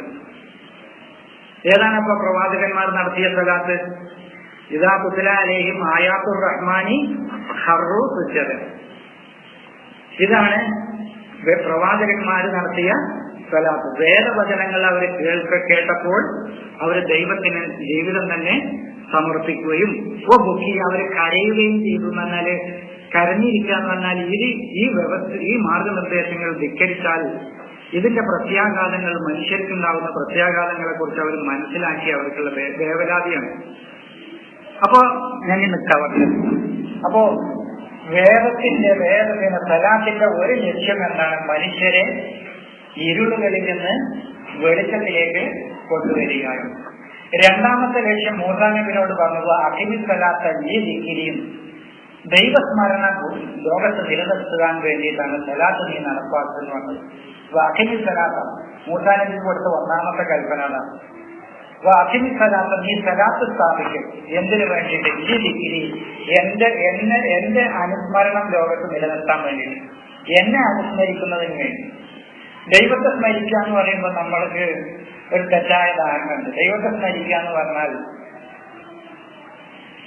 ഏതോ ഒരു ഭീകര രൂപം എവിടെയോ പോയി ഇങ്ങനെ എവിടെയോ ഏതോ ഒരു സിംഹാസനത്തിലോ അർഷിതോ എവിടെയോ ഇങ്ങനെ ഇരിക്കുന്നുണ്ട്. അധിക സമയവും അവന് ആകാശത്തായിരിക്കും. രാത്രിയിലെ ഏതോ യാമങ്ങളിൽ അവൻ ഭൂമിയിലേക്ക് ഇറങ്ങി വരും. ഇടക്കിടക്കൊക്കെ ജനങ്ങളുടെ പ്രജകളുടെ ആവശ്യങ്ങളൊക്കെ നോക്കിക്കാണാൻ. ഇങ്ങനത്തെ ഒരു ഭീകരമായ ഒരു സത്വത്തെക്കുറിച്ച്, ഒരു രൂപത്തെക്കുറിച്ചാണ് ദൈവസ്മരണ നിലനിർത്തുക എന്ന് പറഞ്ഞ ആളുകളുടെ മനസ്സിലുള്ളത്. ഇതല്ല യഥാർത്ഥത്തിൽ ദൈവസ്മരണ നിലനിർത്തുക എന്ന് പറഞ്ഞാൽ. ദൈവസ്മരണ നിലനിർത്തുക എന്ന് പറഞ്ഞാൽ ശരിയെക്കുറിച്ചുള്ള, അതുപോലെ തന്നെ സത്യത്തെക്കുറിച്ചുള്ള, നീതിയെക്കുറിച്ചുള്ള, ധർമ്മത്തെക്കുറിച്ചുള്ള, ന്യായത്തെക്കുറിച്ചുള്ള അവബോധം അവരുടെ മനസ്സിൽ നിലനിർത്തുകയും ഇത്തരം ദൈവത്തിന്റെ നീതി, ദൈവത്തിന്റെ സത്യം, ദൈവത്തിന്റെ ശരി, ദൈവികമായ ധർമ്മങ്ങൾ, ഈ ധർമ്മങ്ങളൊക്കെ ജീവിതത്തിൽ പകർത്തി ജീവിക്കുകയും ഇതിനെ ധിക്കരിച്ചാലെ ഉണ്ടാകുന്ന പ്രത്യാഘാതങ്ങളെ കുറിച്ച് അവൻ വ്യാകുലപ്പെടുകയും ചെയ്യുക എന്നുള്ളതാണ് ദൈവസ്മരണ നിലനിർത്തുക എന്ന് പറഞ്ഞാൽ. നമ്മളല്ലേ ഇന്ന് ദൈവസ്മരണ എന്ന് പറഞ്ഞാൽ ഏതോ ഒരു ഭീകരമായ വിചിത്രമായ എന്തോ ഒരു വസ്തു, ഒരു രൂപം, എന്താണെന്നറിയില്ല, നമുക്ക് സങ്കല്പിക്കാൻ കഴിയുന്നില്ല. ഒരു വിചിത്രമായ ഒരു രൂപം, ആ വിചിത്രമായ രൂപം ആകാശത്തിൽ, ഏഴാനാകാശത്തിൽ എവിടെയോ ഒരു അർശിലിരിക്കുന്നു. അധിക സമയവും, ഭൂരിപക്ഷം സമയവും, അധിക സമയം അവിടെ തന്നെയാണ് ഇരിക്കുന്നത്. രാത്രിയിൽ ഏതോ ഒരു ചില 10 മണിക്ക് എപ്പോഴൊക്കെ ഭൂമിയിലേക്ക് ഇറങ്ങി വരും. അപ്പൊ സ്ഥലകാലങ്ങൾക്ക് പരിമിതപ്പെട്ട ഒരു ദൈവസങ്കല്പമാണ് ഇന്നുള്ളത്. അതിന് ഇപ്പോ ഞാൻ ദൈവത്തിലേക്ക് പോവുകയാണെന്ന് പ്രവാചകന്മാർ പറയുമ്പോൾ ഇവർ മനസ്സിലാക്കണം എന്താണെന്നാണ് ഒരു പ്രദേശം വിട്ട് വേറൊരു പ്രദേശത്തേക്ക് പോകുകയാണ്. ഇപ്പൊ ജോസിനബി പറയുന്നത് ഇനി മുഹാജനിലല്ലായി, ഞാൻ അള്ളാഹുവിലേക്ക് ഹിജറ പോവുകയാണ്. അള്ളാഹുവിലേക്ക് ഹിജറ പോകുക എന്ന് പറഞ്ഞപ്പോ ഇവർ മനസ്സിലാക്കിയത് എന്താ? മൂപ്പരുടെ ആ രാജ്യം വിട്ട് വേറെ രാജ്യത്തേക്ക് പോവുക എന്ന് പറഞ്ഞാൽ അതിന്റെ അർത്ഥം ആ രാജ്യത്ത് പടച്ചോനില്ല എന്നാണ് അതിന്റെ അർത്ഥം. ഞാനിപ്പോ എറണാകുളം വിട്ട് ഞാൻ എന്നെ ദൈവത്തിലേക്ക് പോകുകയെന്നാണ്, കോഴിക്കോട്ടേക്ക് പോകുകയെന്നാണ്, എറണാകുളത്ത് പടച്ചോനില്ല എന്നാണ് അതിന്റെ അർത്ഥം. ഈ സങ്കല്പത്തിനാണ് മുഹമ്മദ് നബിയെ ദൈവത്തിലേക്ക് കൊണ്ടുപോയി എന്നുള്ള, ആകാശത്തേക്ക് കൊണ്ടുപോയി എന്നുള്ള ഈ വിശ്വാസമൊക്കെ വന്നത്. ഇത് പൂർവ്വ ദൈവസങ്കല്പങ്ങളാണ്. മുമ്പ് ജൂത ക്രൈസ്തവ സമൂഹങ്ങളിൽ ഉണ്ടായിരുന്ന തെറ്റായ ദൈവസങ്കല്പങ്ങളും വിശ്വാസവും ഇസ്ലാമിലേക്കും കടന്നുകൂടിയതാണ്. അതെന്താണ്? ഈ ക്രൈസ്തവതയിലുണ്ട് മേഘപാളികൾക്ക് അപ്പുറത്ത് നിന്ന് സ്വന്തം മകനെ, പുത്രനാണ്, ദൈവപുത്രനാണ് കഴിയില്ല, ഈസയെ കൈപിടിച്ച് ഉയർത്തിക്കൊണ്ടുപോകുന്ന ദൈവസങ്കല്പം ഉണ്ടായിരുന്നു. അതുപോലെ തന്നെ സൊറസ്ട്രിയൻ എന്ന് പറയുന്ന മതത്തിലുണ്ട് തല മാത്രം മനുഷ്യരൂപവും ഉടലും ഒക്കെ കുതിരയുടെ രൂപവുമായിക്കൊണ്ട് ഒരു കുതിരപ്പുറത്ത് ആകാശത്തേക്ക് കയറി പോയ സൊറസ്ട്രിയൻ എന്ന് പറയുന്ന ഒരു പ്രവാചക സങ്കല്പം പൂർവ്വവേദങ്ങളിൽ അവിടെയൊക്കെ നിലനിന്നിരുന്നു. ഇങ്ങനെയുള്ള ഈ സങ്കല്പത്തിൽ നിന്നാണ് മുഹമ്മദ് നബിയെ ഉറക്കിൽ നിന്ന് വിളിച്ചുണർത്തി അള്ളാഹുവിലേക്ക് കൊണ്ടുപോയി എന്ന് പറയുമ്പോൾ ആകാശത്തേക്ക് കൊണ്ടുപോയി എന്ന് പറയുന്ന ആ സങ്കല്പം ഇസ്ലാമിലേക്കും കടന്നു വന്നത്. ഇതൊക്കെ ഇന്ന് ഇസ്ലാമിലെ മുഴുവൻ കഥകളും ക്രൈസ്തവ, ജൂത, സൊറസ്ട്രിയൻ കഥകളുടെ ഒരു തുടർച്ച തന്നെയാണ്. അപ്പൊ ഈ ദൈവസങ്കല്പം അതേ അതുകൊണ്ടാണ് ദൈവത്തിലേക്ക് ഞാൻ ദൈവത്തിലേക്ക് പോകാന്ന് പറഞ്ഞാൽ അതിന്റെ അർത്ഥം ആകാശത്തേക്ക് പോകാന്നല്ല. ദൈവികമായ ജ്ഞാനം അതേതാണ്? സത്യം, ന്യായം, ശരി, ധർമ്മം, നീതി, കരുണ, ഇങ്ങനെ ആദം നബിയുടെ കാലഘട്ടത്തിലും ഇന്നും ലോകാവസാനവും ഏത് പ്രദേശത്തും ഏത് കാലഘട്ടത്തിലും മാറ്റപ്പെടാത്ത മൗലികമായ തത്വങ്ങൾ. അതാണ് ദൈവത്തിന്റെ ദൈവികത എന്ന് പറയുന്നത്. അതാണ്, അതിന് മാറ്റല്ല. ആദം നബിയുടെ കാലഘട്ടത്തിൽ ഇന്നും നീതി തന്നെ, ധർമ്മം തന്നെ, കരുണ തന്നെയാണ്. അതിന് മാറ്റം. പക്ഷെ ആചാരങ്ങൾക്ക് മാറ്റം വരും. ആചാരമൊന്നും ദൈവികല്ല. ആചാരം എന്ന് പറഞ്ഞാൽ മുജാഹിദിനുള്ള ആചാരം ഫിസിക്കുണ്ടാവണമെന്നില്ല. ഇവർക്ക് പുനഃത്തുണ്ടെങ്കിൽ അവർക്ക് പുനഃത്തില്ല. ആചാരങ്ങൾ പ്രദേശങ്ങൾക്കും ദേശങ്ങൾക്കും കാലഘട്ടത്തിനും അനുസരിച്ച് മാറിക്കൊണ്ടിരിക്കുന്നതാണ്. അത് മനുഷ്യൻ സൃഷ്ടിക്കുന്നതാണ് ആചാരങ്ങൾ. അത് ദൈവികമല്ല. ദൈവികത എന്ന് പറയുന്നത് ശരിയെക്കുറിച്ചുള്ള, നീതിയെക്കുറിച്ചുള്ള, ധർമ്മത്തെക്കുറിച്ചുള്ള, അത് മാറ്റല്ല. ഇപ്പൊ നീതി എന്ന് പറയുന്നത് അമേരിക്കയിലും ഇവിടെയൊക്കെ നീതിക്ക് തന്നെ, അതിന് മാറ്റല്ല. അപ്പൊ മാറ്റപ്പെടാത്ത മൗലികമായ തത്വങ്ങളാണ് ഈ ദൈവികത. അപ്പൊ ഇതിനെക്കുറിച്ചുള്ള അവബോധം ഇവരിൽ ഉണ്ടാവുക. ഈ അവബോധം ഇവനിൽ ഉണ്ടാവുകയും അത് ഇവന്റെ പ്രവൃത്തി പദത്തിൽ കൊണ്ടുവരികയും ചെയ്യുക എന്ന് പറയുന്നതാണ് ദൈവസ്മരണ എന്ന് പറയുന്നത്. ദൈവത്തെ മഹത്വപ്പെടുത്തുക എന്ന് പറഞ്ഞാലും അതാണ്. നിങ്ങൾക്ക് മനസ്സിലാകുന്നില്ലെങ്കിൽ നിങ്ങൾ പറയണം കേട്ടില്ല. കുറച്ച് താത്വികമായിട്ടാണ് ഞാൻ പറയുന്നത്. ദൈവത്തെ മഹത്വപ്പെടുത്തുക എന്ന് പറഞ്ഞാലും അതാണ്. ദൈവത്തെ മഹത്വപ്പെടുത്തുക എന്ന് പറഞ്ഞാൽ സുബ്ഹാനല്ലാഹ് എന്ന് പറഞ്ഞാൽ ഞാൻ ചൊല്ലിയിരിക്കലല്ല. ദൈവത്തെ മഹത്വപ്പെടുത്തുക എന്ന് പറഞ്ഞാൽ ഞാൻ ശരിയെ പറയുന്നുള്ളൂ. ഇപ്പൊ ഞാൻ നിങ്ങളോടായിട്ടുള്ള ബിഹേവിയറിൽ ദൈവികത ചിലപ്പോൾ നമ്മളിന്നൊക്കെ വിടാറുണ്ട്, അതില്ലാന്നല്ല പറയുന്നത്. ശരി, നിങ്ങൾ എന്തുകൊണ്ടാണ് ഈ സത്യം പറയുന്നത്? അത് ഞാൻ എന്റെ ദൈവത്തിന്റെ കൽപ്പന എന്നുള്ളത്. അപ്പൊ ദൈവം, ഈ കേൾക്കുന്ന മനുഷ്യന്റെ മുന്നിൽ ഈ ദൈവം മഹാനാണ്. ആ ദൈവമാണെങ്കിൽ നമുക്ക് വേണമല്ലോ. നിങ്ങൾ എന്താ കളവ് പറയാത്തത്? അതോ അത് എന്റെ ദൈവത്തിന്റെ കൽപ്പന എന്നുള്ള നിലയ്ക്ക് എങ്കിൽ ആ ദൈവം മഹാനാണല്ലോ. ദുരിതം അനുഭവിക്കുന്ന ആളുകളെ നിങ്ങൾ എന്തുകൊണ്ട് സഹായിക്കുന്നു? അത് എന്റെ ദൈവം പറഞ്ഞതാണ്. അപ്പൊ ആ ദൈവം, ആ സഹായം കിട്ടുന്ന മനുഷ്യന് മുന്നിൽ ആ ദൈവം മഹാനായി. ഇങ്ങനെ ദൈവത്തിന്റെ ഈ ഗുണങ്ങൾ ജീവിതത്തിൽ പകർത്തി മറ്റുള്ളവർക്ക് കൂടി ഇത് കാണിച്ചു കൊടുക്കുമ്പോഴാണ് ഈ ദൈവമാണെങ്കിൽ നമുക്കും ആകാലോ, ഇത് കുഴപ്പമില്ലല്ലോ, എനിക്ക് നീതി കിട്ടണ്ടെന്ന് ആരെങ്കിലും പറയും, എനിക്ക് നീതി വേണ്ട, എനിക്ക് നീതികൾ തരണ്ടെന്ന് പറയില്ല, എനിക്ക് സഹായം വേണ്ടെന്ന് പറയില്ല, എന്നോട് കരുണ ചെയ്യപ്പെടണ്ടെന്ന് ഞാൻ പറയില്ല. ഇങ്ങനെ ഭൂമിയിൽ ഈ ദൈവത്തിന്റെ ഈ കാര്യങ്ങളൊക്കെ ഭൂമിയിൽ നടപ്പിലാകുമ്പോൾ ആ ദൈവം മഹാനായി തീരുകയാണ്. ഞാൻ ദൈവത്തെ മഹത്വപ്പെടുത്തേണ്ടത് എങ്ങനെയാണെന്ന് പറഞ്ഞത്. ദൈവസ്മരണയും ദൈവത്തെ മഹത്വപ്പെടുത്തുകയും ചെയ്യേണ്ടത് എങ്ങനെയെന്ന് ഞാൻ സൂചിപ്പിച്ചു. അപ്പൊ എന്താണ് സലാത്തിന്റെ ലക്ഷ്യം എന്ന് പറഞ്ഞാൽ ദൈവസ്മരണ നിലനിർത്തുക എന്നുള്ളതാണ്. അഖിനി സലാത്ത ലിരിക്കിരി, എന്റെ സ്മരണ പൈശാചികത ഭൂമിയിൽ നിന്ന് ഇല്ലാതാക്കി ദൈവികത ഭൂമിയിൽ നിലനിർത്തുന്നതിന് വേണ്ടിയാണ് നീ എന്ത് ചെയ്യേണ്ടത്, സലാത്ത് സ്ഥാപിക്കേണ്ടത്. പൈശാചികത ഇവിടുന്ന് എടുത്തു പോകണം. അക്രമം പൈശാചികതയാണ്, അല്പത്വം പൈശാചികതയാണ്, അജ്ഞത അത് ദൈവികതയല്ല, അജ്ഞത പൈശാചികതയാണ്. അക്രമം, മനുഷ്യരുടെ അവകാശ ലംഘനങ്ങൾ, ഇതൊക്കെ ഇരുട്ടും പൈശാചികതയുമാണ്. അപ്പൊ പൈശാചികത എന്തൊക്കെയുണ്ടോ അതൊക്കെ ഇവിടുന്ന് എടുത്തു പോവുകയും ദൈവികത ഇവിടെ സ്ഥാപിക്കുകയും ചെയ്യുക എന്നതാണ് സലാത്തിന്റെ ഒരു ലക്ഷ്യം പറഞ്ഞത്. അതാണ് മൂസാ നബിയോട് അഖിമി സലാത്ത ലിദിക്രി, എന്റെ സ്മരണ നിലനിർത്തുന്നതിന് വേണ്ടി നീ സലാത്ത് സ്ഥാപിക്കുക, ദൈവസ്മരണയ്ക്ക് വേണ്ടി. അപ്പൊ ദൈവസ്മരണ എന്ന് പറഞ്ഞാൽ ഞാൻ പറഞ്ഞു, എവിടെയെങ്കിലും ഇരിക്കുന്ന ആളല്ല. ഞാൻ ഇവിടുന്ന് ദൈവത്തിലേക്ക് പോവുകയാണെന്ന് ഇബ്രാഹിം പറയുന്നുണ്ട്, ലൂത്ത് പറയുന്നുണ്ട്, ഇനി മുഹാജിറുൻ ഇലല്ലാഹി. ഈസയെ ദൈവത്തിലേക്ക് ഉയർത്തി എന്ന് ഖുർആൻ പറയുന്നുണ്ട്. ദൈവത്തിലേക്ക് ഉയർത്തി എന്ന് പറഞ്ഞാൽ അതിന്റെ അർത്ഥം ദൈവികമായ എന്തൊക്കെ ഗുണങ്ങളുണ്ടോ ആ ഗുണങ്ങളിലേക്ക് അദ്ദേഹം ഉയർന്നു എന്നാണ്. മനസ്സിലായോ? ഇനി റാഫിറുക്ക, നിന്നെ ഞാൻ പൊക്കുകയാണ്, ഓ മുത്തഹിറുക്ക, നിന്നെ ഞാൻ പരിശുദ്ധമാക്കുകയാണ്. ആരിൽ നിന്ന്? മിനല്ലദീന കഫറു, നിഷേധികളിൽ നിന്ന്. അപ്പൊ കുഫർ, ദൈവവചനങ്ങളുടെ നിഷേധമോ ആ വാക്യങ്ങളുടെ തള്ളിക്കളയലോ നിന്നിൽ നിന്നുണ്ടാകാതെ നിന്നെ ശിർക്കിൽ നിന്നൊക്കെ പരിശുദ്ധമാക്കി ദൈവികതയിലേക്ക് നിന്നെ ഞാൻ ഉയർത്തുക എന്ന് പറഞ്ഞാൽ ദൈവികമായ ഗുണങ്ങൾ എന്തൊക്കെയുണ്ടോ ആ ഗുണങ്ങളിലേക്കുള്ള കയറുകളിലാണ്. അല്ലാതെ അദ്ദേഹത്തെ ഒരു കൊമ്പത്ത് കൊണ്ടുപോയി ഇരുത്തിയെന്നോ ആകാശത്ത് കൊണ്ടുപോയി ഇരുത്തിയെന്നല്ല. ഇപ്പൊ യർഫഉല്ലാഹുല്ലദീന ആമനു വ അമിലു സാലിഹാത്തി എന്ന് ഖുർആൻ പറയുന്നുണ്ട്. ഈമാനും അമലു സാലിഹാത്തും ഉള്ള ആളുകളെ അള്ളാഹു പൊക്കും എന്ന് പറഞ്ഞാൽ ഒരു 10ാം നില കെട്ടിടത്തിന്റെ 10ാമത്തെ നിലയിൽ കൊണ്ടുപോയി ഇരുത്തുന്നല്ല. അവൻ വൈജ്ഞാനികമായി ദൈവികമായ ഗുണങ്ങൾ ഏതൊക്കെയുണ്ടോ ആ ഗുണങ്ങളിലേക്കൊക്കെ അവനെ ഉയർത്തുന്നതാണ് ആ പറഞ്ഞതിന്റെ അർത്ഥം. ഇതൊന്നും ഫിസിക്കലി അല്ല, ഇത് ഫിസിക്കലി ആയിട്ട് കണ്ടു, ശാരീരികമായ പൊക്കലായിട്ട് കണ്ടു. അപ്പോ ദൈവം എവിടെയൊന്നും സങ്കല്പമായി ആകാശത്താണായി. അപ്പൊ ദൈവം ഈസാ നബിയെ പൊക്കിയെന്ന് പറയുമ്പോൾ ആകാശത്തേക്ക് പൊക്കിയെന്ന് വന്നു. ഈ കഥ ഇങ്ങനെ തുടർന്നു പോന്നു. അപ്പൊ ക്രൈസ്തവരിൽ ഉണ്ടായിരുന്ന ആ കഥ മുസ്ലിങ്ങളിലേക്കും പകർന്നു. ഇങ്ങനെയാണ് കഥകളുടെ തുടക്കം.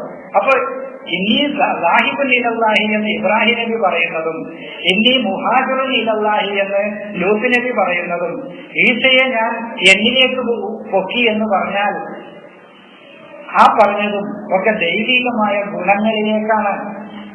അല്ലാതെ ഒരു രാജ്യം വിട്ടൊരു മറ്റൊരു രാജ്യത്തേക്കുള്ള പലായനമല്ല ഹിജ്റ. ഒരു ആശയത്തിൽ നിന്ന് മറ്റൊരു ആശയത്തിലേക്കുള്ള യാത്രയാണ് ഹിജ്റ. മനസ്സിലായോ? ഹിജ്റ എന്ന് പറഞ്ഞാൽ എന്താണ് മനസ്സിലാക്കേണ്ടത്?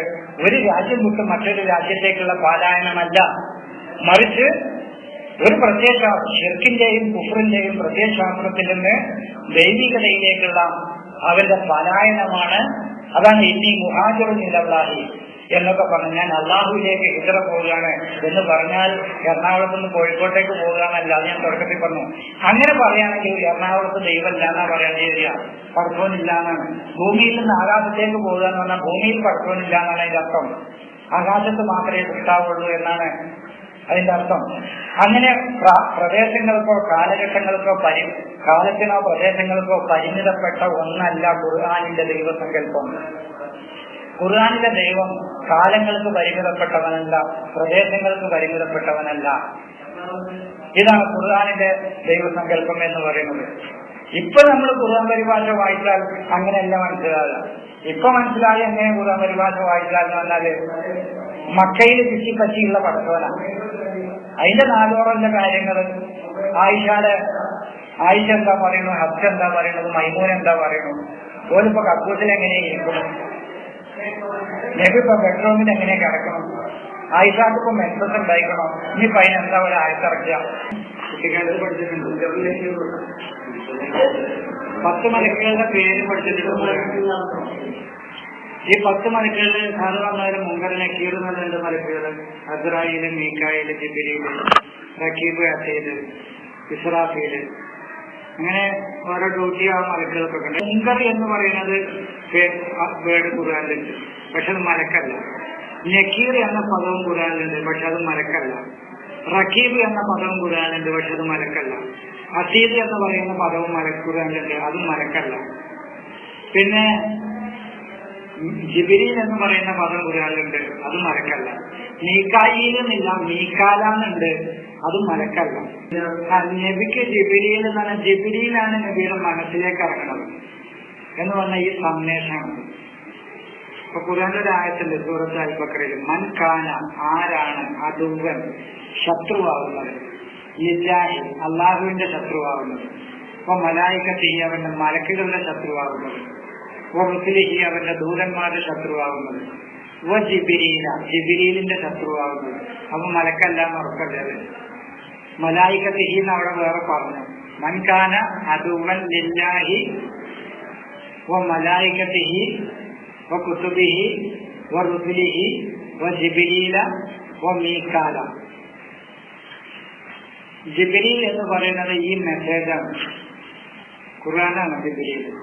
മീകാൽ എന്ന് പറഞ്ഞാൽ അത് ആ മെസ്സേജ് ജനങ്ങളിലേക്ക് എത്തിക്കാൻ ഏൽപ്പിക്കപ്പെട്ട, ഉത്തരവാദിത്വം ഏൽപ്പിക്കപ്പെട്ട അധികാരമാകാം, വ്യക്തിയാകാം, അതാണ് മീകാൽ. വക്കല എന്ന് പറയുന്ന ക്രിയയിൽ നിന്ന് വക്കീൽ എന്നൊക്കെ കേട്ടിട്ടില്ല. വക്കീൽ എന്ന് പറഞ്ഞാൽ അത് അറബി ഭാഗമാണ്. നമ്മുടെ കേസൊക്കെ ഏൽപ്പിക്കുന്ന ആള്, ആ വക്കീൽ എന്നുള്ളത് എന്നാണ്. ഈ വക്കല എന്നുള്ളതിൽ നിന്നാണ് വക്കീൽ ഉണ്ടായത്, അതിനാണ് മീകാൽ ഉണ്ടായത്, മീകായിലില്ല. ഏതുപോലെ വസന എന്നുള്ളതിൽ നിന്ന് മീസാൻ ഉണ്ടായതുപോലെ വസന, മീസാൻ, വക്കല, മീകാൽ. മനസ്സിലായി? അതായത് അതിന്റെ ഇൻസ്ട്രുമെന്റ്, അതിന്റെ ഉപകരണം. വക്കല എന്ന് പറഞ്ഞാൽ ഉത്തരവാദിത്വം ഏൽപ്പിക്കുക. മീകാൽ എന്ന് പറഞ്ഞാൽ ഈ ദൈവികമായ ഈ ദൗത്യം എത്തിക്കാൻ വേണ്ടി ഏൽപ്പിക്കപ്പെട്ട സംവിധാനം, അതിന്റെ ഉത്തരവാദിത്വം ഏൽപ്പിക്കപ്പെട്ട സംവിധാനം എന്താണെന്ന് വെച്ചാൽ അതിനോടൊക്കെ ആരാണ് ശത്രുത വെക്കുന്നത്. അത് ദൈവത്തോട് ശത്രുത വെക്കുക എന്ന് പറഞ്ഞാൽ ദൈവത്തിനോട് പക വെച്ചിരിക്കുകയല്ല. ഒരു പ്രത്യേകമായ വിചിത്രമായ ഒരു രൂപത്തോട് പ്രത്യേകിച്ചില്ല. സത്യത്തോടുള്ള ദേഷ്യം, നീതിയോടുള്ള ദേഷ്യം, ധർമ്മത്തോടുള്ള ദേഷ്യം, ഇങ്ങനെ ദൈവികമായ ഗുണങ്ങൾ എന്തൊക്കെയുണ്ടോ അതിനോടുള്ള പകയാണ് ദൈവത്തോടുള്ള പക. മനസ്സിലായി? ദൈവത്തോട് തന്നെ ഒരു വിചിത്രമായ ഏതോ ഒരു രൂപം എവിടെയോ ഇരിക്കുന്നുണ്ട്, ഓനാണ് ഇതിനൊക്കെ കാരണം എന്ന് പറഞ്ഞാൽ അതിനോട് ദേഷ്യപ്പെട്ട് നടക്കാനല്ല. സത്യത്തോടുള്ള ദേഷ്യം, നീതിയോടുള്ള ദേഷ്യം, ധർമ്മത്തോടുള്ള ദേഷ്യം, ഇങ്ങനെ ദൈവികമായ ഗുണങ്ങൾ എന്തൊക്കെയുണ്ടോ ആ ഗുണങ്ങളോടുള്ള നമ്മുടെ ദേഷ്യം, അത് ഇവിടെ നടപ്പിൽ വരാതിരിക്കാനുള്ള നമ്മുടെ ദേഷ്യം, അതിനുള്ള പ്രവർത്തനം, ഇതാണ് ദൈവത്തോടുള്ള ദേഷ്യം എന്ന് പറഞ്ഞാൽ. മലക്ക് എന്ന് പറയുന്ന പ്രത്യേകമായ, മലക്കിന് പേരെടുത്ത് പറയാൻ പറ്റുന്ന ഒരു പദം മലായികത്ത്, മലക്ക് മലായികത്ത് എന്ന് ഖുർആനിൽ ഉപയോഗിച്ചിട്ടുണ്ട്. പക്ഷെ റക്കീബ് മാൽസുമിൻ കൗലിൻ ഇല്ലാലൈഹി റക്കീബുൻ അസീദ് എന്ന് പറഞ്ഞ ഒരു പദം സൂറത്ത് ഖാഫ്. സൂറത്ത് ഖാഫ് എന്ന് പറയുന്ന അധ്യായത്തില് മാൽസുമിൻ കൗലിൻ ഇല്ലാലൈഹി റക്കീബുൻ അസീദ്. റക്കീബ് അസീദ് എന്ന് പറഞ്ഞ രണ്ടെണ്ണം തന്നെ അല്ല. അതിനാണെങ്കിൽ റക്കീബുൻ വ അസീദ് എന്ന് പറയണം, അത് രണ്ടാളാണെങ്കിൽ. സൈദലീം വ യൂസുഫ് എന്ന് പറയണം, രണ്ടാളാണെങ്കിൽ. മുഹമ്മദും വ അഹമ്മദ് എന്ന് പറയണം. ഇത് റഖീബ് അസീദ് എന്ന് പറഞ്ഞാൽ അസീസും വഫൂർ എന്ന് പറയും പോലെ, അള്ളാന്റെ തന്നെ രണ്ട് വിശേഷണം പറയും പോലെ. ഇന്നഹു ഹുവൽ വഫൂറും റഹീം. വഫൂറും റഹീം എന്ന് പറയുന്നത്, വഫൂറും റഹീമും രണ്ട് വിശേഷണമാണ് ഒരാളുടെ. എന്ന പോലെ തന്നെ ഒരാളുടെ രണ്ട് വിശേഷണങ്ങളാണ്. ഈ രണ്ട് വിശേഷണങ്ങൾ ഇല്ലാത്ത ഒരു വചനവും ഈ രണ്ട് വിശേഷണങ്ങൾ നിരീക്ഷകനും ഇതിന്റെ റെക്കോർഡിങ്ങിനുമുള്ള ഒരു ആളുകളില്ലാതെ ഒരാളും ഒരു വചനവും ഉരുവിടുന്നില്ല എന്നൊരു വചനമുണ്ട്. അത് ഇവര് രണ്ട് മലക്കുകളാക്കി. ജിബ്രീൽ എന്ന് പറയുന്ന ദൈവികമായ സന്ദേശത്തെ ഇവർ മലക്കുകളാക്കി മാറ്റി. ഈ ദൈവികമായ സന്ദേശം ജനങ്ങളിലേക്ക് എത്തിക്കാൻ ഉത്തരവാദിത്വം ഏൽപ്പിക്കപ്പെട്ട ഒരു സംവിധാനമുണ്ട്. ആ സംവിധാനത്തെ ഇവർ മീക്കായിലാക്കി. മീക്കായിൽ എന്നില്ല, മീക്കാലാനേ ഉള്ളൂ, അവിടെ ഈന്നില്ല. ആ വ്യത്യാസം പോലും നൂറ്റാണ്ടുകളായിട്ട് നമ്മളെ പണ്ഡിതന്മാർ കണ്ടെത്തിയില്ല. ഖുർആനിൽ മീക്കായിലുമില്ല, മീക്കാലാനേ ഉള്ളൂ. ആ ഒരു ഇ എന്ന അക്ഷരം പോലും അതിലില്ല എന്ന് മനസ്സിലാക്കിയില്ല. നമ്മൾ എത്രയോ നൂറ്റാണ്ടുകൾ നമുക്ക് ഒരു മലക്കിന്റെ പേര് പഠിപ്പിച്ചിരുന്നു, മീക്കായി എന്ന് പറഞ്ഞിട്ട്. അതല്ലേ ഖുർആനിൽ ഒരു സ്ഥലത്തേൽ വന്നിട്ടുള്ളൂ, സൂറത്തുൽ അൽ-ബഖറയിൽ ഇത് വന്നതാണ്. ഈ ബൈബിളിയൻ, ഫലസ്തീൻ ബൈബിളിയൻ, ജൂത ഹൈന്ദവ കഥകളുടെയൊക്കെ ആകത്തുകയാണ് ഇന്നത്തെ ഇസ്ലാം. അത് ഖുർആനല്ല സഹോദരങ്ങളെ, അത് ഖുർആനല്ല. ഗബ്രിയേൽ മിക്കായിൽ എന്നുള്ളതൊക്കെ ഇല്ല. ഇത് ഞാൻ പറഞ്ഞല്ലോ, ഞാൻ തുടക്കത്തിൽ പറഞ്ഞ ഇതൊക്കെ പദാർത്ഥപരമായിട്ട് കണ്ടു. അതാണ് ഈ ഫർജിൽക്ക് ഊതി എന്ന് പറഞ്ഞപ്പോ, മറിയമിന്റെ ഫർജിൽക്ക് ഊതി അല്ലാഹു എന്ന് പറഞ്ഞപ്പോ ഈ ഊത്ത് ആയി കണ്ടു, ഫർജ് എന്ന ഗുഹ്യസ്ഥാനമായിട്ട് കണ്ടു.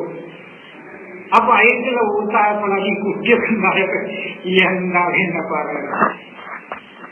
ഫർജ് എന്ന് പറഞ്ഞാൽ തന്നെ വീക്ക്നെസ്സാണ്. വീക്ക്നെസ്, ദൗർബല്യം, ഒരു മനുഷ്യന്റെ ദൗർബല്യാണ്. അതാണ് ഫുറൂജ് എന്ന് പറഞ്ഞാല്. അല്ലാതെ ഒരു മെറ്റീരിയലായ നമ്മുടെ ലിംഗല്ല. അത് ആണിനുണ്ട് ഫർജ്, പെണ്ണിനുണ്ട് ഫർജ്. ഖുർആനിൽ പറഞ്ഞു കുല്ലിൽ മൂമിനീന, മൂമിനീങ്ങളോട് നീ പറയഹ്ഫദു ഫുറൂജഹും.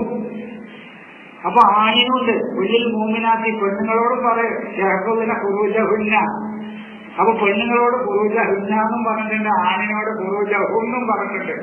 രണ്ടു കൂട്ടർക്കൊണ്ട് ഫുറൂജ് എന്ന് പറഞ്ഞാൽ അവരുടെ വിശ്വാസപരമായ, വൈജ്ഞാനികമായ, ദൈവികമായ വൈജ്ഞാനത്തിന്റെയും ജ്ഞാനത്തിന്റെയും എന്തൊക്കെ ദൗർബല്യങ്ങളുണ്ടോ ആ ദൗർബല്യങ്ങളിൽ നിന്നൊക്കെ അവർ കാത്തു സംരക്ഷിക്കണമെന്നാണ്. അതിൽ നിന്നൊക്കെ അവർ സുരക്ഷിതരാകണം. അതാണ് ആ പറഞ്ഞത്. അത് പറഞ്ഞല്ലോ, ദുനിയ, ഞാൻ ദുനിയാവിനെ അലങ്കരിച്ചിരിക്കുന്നു, ആകാശത്തെ അലങ്കരിച്ചിരിക്കുന്നു. ഒമാലഹാമിൽ ഫുറൂജ്, ആ ആകാശത്തിന് ഒരു ന്യൂനതയുമില്ല, ഒരു ദൗർബല്യവും നിങ്ങൾക്ക്. അതാണ് ഫുറൂജ്. ഒമാലഹ, ആ ആകാശത്തിനില്ല മിൻ ഫുറൂജ്, ഒരു ഫർജും ഇല്ല എന്ന് പറഞ്ഞാല് ഈ പറയുന്ന സംഗതി ഇവര് പറയുന്നത് ഉയർത്താനില്ലാന്നല്ല, മറിച്ച് അതിനൊരു ന്യൂനതയുമില്ല, ഒരു ദൗർബല്യവുമില്ല. ഒരു ദൗർബല്യവും കണ്ടെത്താൻ പറ്റാത്ത രൂപത്തിൽ ഞാൻ അതിനെ സംവിധാനിച്ചിരിക്കുന്നു. അതാണ് വീക്ക്നെസ്. ആ വിശ്വാസപരവും വൈജ്ഞാനികവുമായ എല്ലാ വൈകല്യങ്ങളിൽ നിന്നും വീക്ക്നെസ്സിൽ നിന്നും സംരക്ഷിച്ചു നിൽക്കാനും വലിയ അപകടം ഇന്ന് അപകാരിയില്ല എന്ന ദൃഷ്ടിയെ താഴ്ത്തുക എന്ന് പറഞ്ഞാൽ ദൈവികമായ ജ്ഞാനത്തിന് തന്റെ ചിന്തയാണ് താഴ്ത്തേണ്ടത്. അതാണ് അബസാറ്. ഈ കണ്ണല്ല, പെണ്ണിനെ കാണുമ്പോൾ നിങ്ങളുടെ ബലവാസിനെ നടക്കണമെന്നല്ല. ഇത് ഈ കണ്ണെന്ന് പറഞ്ഞപ്പോ ഈ കണ്ണായി കണ്ടു.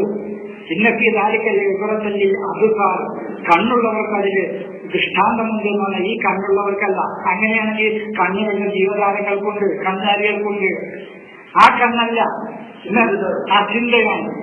അതാണ് അബസാറ്. ഖതമല്ലാഹു അലാ ഖുലൂബിഹിം വഅലാ സമഇഹിം വഅലാ അബ്സാരിഹിം ഗിശാവത്തുൻ. അവരുടെ അബ്സാറുകളിൽ ഒരു മൂടിയുണ്ട് എന്ന് പറയുന്നത് ഞാൻ നേരത്തെ പറഞ്ഞു, തിമിരം ബാധിക്കുന്നല്ല, അത് ഉൾക്കാഴ്ചയാണ്. അപ്പൊ അവരുടെ ഉൾക്കാഴ്ചയും അവരുടെ ചിന്തയും മുഴുവൻ ഈ ദൈവികമായ സന്ദേശത്തിന് താഴ്ത്തിവെക്കട്ടെ എന്നാണ് പറഞ്ഞത്. അല്ലാതെ ഇവരെന്താ പറയുന്നത്, പെണ്ണുങ്ങളെ കാണുമ്പോൾ ഇത് കണ്ണുതാക്കട്ടെ. അപ്പോഴാണ് പെണ്ണാണ് കാണുമ്പോൾ അതിന് കണ്ണുതാക്കുക. ലകലൂല അലൈക്കലൂല, ഒരു നോട്ടം നിനക്കാണ്, രണ്ടാമത്തത് വേണ്ട. അവർക്കൊരു സംസ്കാര സമ്പന്നനായ മനുഷ്യൻ അത്രമാത്രം സാംസ്കാരികമായി ഉയർന്നു കഴിഞ്ഞാൽ അവനോടൊന്നത് പറയണ്ട. സാംസ്കാരികമായി ഉയർന്ന ഒരു ജനതയിലൊന്നും ഇങ്ങനത്തെ പ്രശ്നങ്ങൾ ഉണ്ടാവൂല. നായി കടിക്കുമെങ്കിൽ നായനെയാണോ കെട്ടിടുക? ഇപ്പൊ പുരുഷൻ സ്ത്രീയെ കയറിപ്പിടിക്കുമെങ്കിൽ പുരുഷനെയാണോ കെട്ടിടുക? ഞാൻ മീക്കാല് വന്നു, ജിബ്രീൽ വന്നു, റഖീബ് അത്തീദ് വന്നു, ഹാറൂത്ത് മാറൂത്ത് വേണമെങ്കിൽ ആകാം. അത് മലക്കാക്കാം. അത് പറ്റുന്നില്ല. മലക്കിന് ദൈവീയ മാധ്യമം എന്ന് അത് വരെ ഒരു ദൈവിക, അതും ഒരു അഭൗതികമായ ശക്തിയായിട്ട് അവർ കണ്ടതാണ്. അങ്ങനത്തെ ഒരു സൂപ്പർ നാച്ചുറൽ ആയിട്ട് പറയുന്നത് ചിലപ്പോൾ ഒരു പ്രകാശം കടന്നു പോകാൻ മാധ്യമം മീഡിയ, അങ്ങനെ ഒരു മീഡിയ. അങ്ങനത്തെ ഈ മീഡിയ ജനങ്ങളോട് വർത്താനം പറയും. വർത്താനം പറയും. പ്രകാശം കടന്നു പോകാനുള്ള ആ മീഡിയ ജനങ്ങളോട് സംസാരിക്കൂല. പക്ഷെ മലക്കുകൾ ജനങ്ങളോട് സംസാരിക്കുന്നുണ്ട്. ജനങ്ങളുടെ പ്രശ്നങ്ങൾക്ക് അവർ പരിഹാരം പറയുന്നുണ്ട്, അവരെ ആശ്വസിപ്പിക്കുന്നുണ്ട്, അവരെ സമാധാനിപ്പിക്കുന്നുണ്ട്. ഈ മലക്കുകൾ വന്നിട്ട് ആശ്വസിപ്പിക്കുന്നുണ്ട് മലക്കുകൾ. മനുഷ്യരെടുത്ത് വന്നിട്ട് നിങ്ങൾ ദുഃഖിക്കണ്ട, വ്യസനിക്കണ്ട, സങ്കടപ്പെടണ്ട, നിങ്ങൾക്ക് ദൈവത്തിന്റെ ഉന്നതമായ ജീവിത നിലവാരം ഒരുക്കി വെച്ചിട്ടുണ്ട്, ആശ്വസിക്കുന്ന മലക്കുകൾ വന്ന് ജനങ്ങളോട് പറയുന്നുണ്ട്. ആരോടാ? ഈ മീഡിയ വന്ന് പറയും. ഈ പ്രകാശം കടന്നു പോകാനുള്ള മീഡിയ എന്ന് പറയുന്നത് പിന്നെ വായുവാണ്. അതാണ് അതിനുള്ള വായു, അതാണ് അതിന്റെ മീഡിയ. പ്രകാശത്തിന് കടന്നു പോകാനുള്ള മീഡിയ എന്ന് പറയുന്ന ഈ വായുവാണ്, അന്തരീക്ഷത്തിലെ വായുവിലൂടെ പ്രകാശം കടന്നു പോകുള്ളൂ. വായുവില്ലാത്ത സ്ഥലത്ത് കൂടി പ്രകാശം കടന്നു പോകില്ല, ശബ്ദ തരംഗങ്ങൾ കടന്നു പോകില്ല. അപ്പോ ഈ വായു ജനങ്ങളോട് സംസാരിക്കൂല. പക്ഷെ ഖുർആനിൽ മലക്കുകൾ ജനങ്ങളോട് സംസാരിക്കുന്നുണ്ട്. ഇന്നല്ലദീന ഖാലു റബ്ബുനല്ല, അല്ലാഹുവാണ് എന്റെ റബ്ബെന്ന് പറഞ്ഞ ആളുകൾ, സുമ്മസ്തഖാമു, ആ ദൈവത്തിന്റെ റുബൂബിയത്ത്, ദൈവത്തിന്റെ രക്ഷാകർതൃത്വം അംഗീകരിച്ച് അതിൽ നിലകൊണ്ട് ജീവിക്കാൻ ശ്രമിക്കുകയും ചെയ്യുന്ന ആളുകൾ, തതനസ്സലു അലൈഹിമുൽ മലായികത്തു, അവരുടെ അടുത്ത് മാലാഖമാർ വന്നു വരും. എന്നിട്ട് അവരോട് പറയും, അല്ലാ തഖാഫു, നിങ്ങൾ ഭയപ്പെടണ്ട, വലാ തഹ്സനു, നിങ്ങൾ ദുഃഖിക്കണ്ട, നിങ്ങൾക്ക് ഒരു ദുഃഖവും വേണ്ട, സങ്കടവും വേണ്ട, വ്യസനവും വേണ്ട, പേടിയും വേണ്ട. അഭിഷേകത്തിൽ ജന്നത്തിന്റെ കുന്തും തുഴാതോൽ, നിങ്ങൾക്ക് ദൈവം വാഗ്ദാനം ചെയ്ത ആ ഉന്നതമായ സ്വർഗീയ ജീവിതം കൊണ്ട് നിങ്ങൾ സന്തോഷിക്കുക. ആ മാലാകാന്ന് പറയുന്നത് അതെ, മീഡിയ ഇല്ലാമെന്ന് ഞാൻ പറഞ്ഞു. മീഡിയ വിട്ടോ, അല്ല മീഡിയ വിട്ടാൽ പിന്നെ നമുക്ക് എന്റെ ശരീരമൊക്കെ എത്താം. പക്ഷെ മീഡിയ വിട്ടോ ഇന്നലെ തത്തവൽ മലായികത്ത് വാലിമീയം പുത്രവും. ഞാൻ നേരത്തെ പറഞ്ഞല്ലോ, ആക്രമിക്കപ്പെട്ട ഒരു ജനതയെ അവരുടെ സംരക്ഷണം പൂർണ്ണമായും ഏറ്റെടുത്തുകൊണ്ട് അവരോട് ചോദിക്കും ആ മാലാകന്മാർ, അകലം തുഹാജറു, നിങ്ങൾക്ക് എന്തുകൊണ്ട് പലായനം ചെയ്തുകൂടായിരുന്നു? എന്തിനാ ഈ പീഡനവും മർദ്ദനവും സഹിച്ച് ഇവിടെ നിൽക്കണം? നിങ്ങൾക്ക് വേറെ രാജ്യത്തേക്ക് പലായനം ചെയ്തുകൂടായിരുന്നോ എന്ന് മലക്കുകൾ വന്ന് ചോദിക്കും. ഈ മീഡിയ ചോദിക്കും. മീഡിയ ഉണ്ടാക്കുന്ന നേരത്തെ ഞാൻ നിങ്ങളോട് പറഞ്ഞു, കാഫിരികളുടെ ദുബറിനും വചനം വന്ന് മലക്കുകൾ അവർക്ക് ഡിസ്ക്രൈബ് ചെയ്ത് അവർക്ക് വിവരിച്ചു കൊടുക്കും. എല്ലിനിപ്പോന വിദൂഹവും വധുപാറവും പറഞ്ഞു ഈ മീഡിയ വന്ന് വിവരിച്ചു കൊടുക്കും. നിങ്ങളുടെ പാഴ്ചകൾ ഇന്നതൊക്കെയാണ്, നിങ്ങളുടെ വ്യൂവിലുള്ള നിങ്ങളുടെ ചിന്തകളിലും നിങ്ങൾ ആശ്രയമായി കാണുന്നു, അതാണ് അധികാരം. നിങ്ങൾ ഏതിനെയാണോ ഡിപ്പെൻഡ് ചെയ്യുന്നത് അതിലുള്ള തകരാറുകൾ ഇന്നതൊക്കെയാണ് എന്ന് ആ മലക്കുകൾ അവർക്ക് വിവരിച്ചു കൊടുക്കും. അത് ഈ മീഡിയ വിവരിച്ചു കൊടുക്കും. അപ്പൊ ഹാറൂത്ത് മാറൂത്ത് എന്ന് പറയുന്ന രണ്ട് വമാ ഉൻസില അലൽ മലക്കൈനി ബിബാബില ഹാറൂത്ത മാറൂത്ത എന്ന് പറഞ്ഞിട്ട് സൂറത്ത് അൽ-ബഖറയില് 99-ാമത്തെ വചനത്തിൽ ഒറ്റപ്പഴമാസത്തിൽ ഷയാത്തീൻ വല മുൽക്കി സുലൈമാനോ കഫറ സുലൈമാൻ വലാക്കിന്ന ഷയാത്തീന കഫറു എന്ന് പറഞ്ഞിട്ട് വമാ ഉൻസില അല മലക്കൈനി ബിബാബില ഹാറൂത്ത മാറൂത്ത്. ഹാറൂത്ത് മാറൂത്ത് എന്ന് പറയുന്ന രണ്ട് മലക്കുകൾ എന്ന് പറഞ്ഞാല് അങ്ങനെ രണ്ട് മലക്കുകളുടെ പേര് പറയുന്നുണ്ട്, ഹാറൂത്ത് മാറൂത്ത്.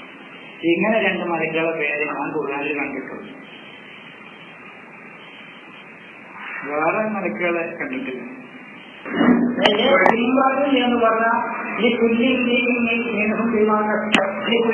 പറഞ്ഞ ഓരോ ഇൻഡിവിജ്വലും പൊതുവൈകൃതയും ഓരോ മനുഷ്യനും അവന് പ്രവർത്തിച്ചത് അവന് കിട്ടുന്നതാണ്.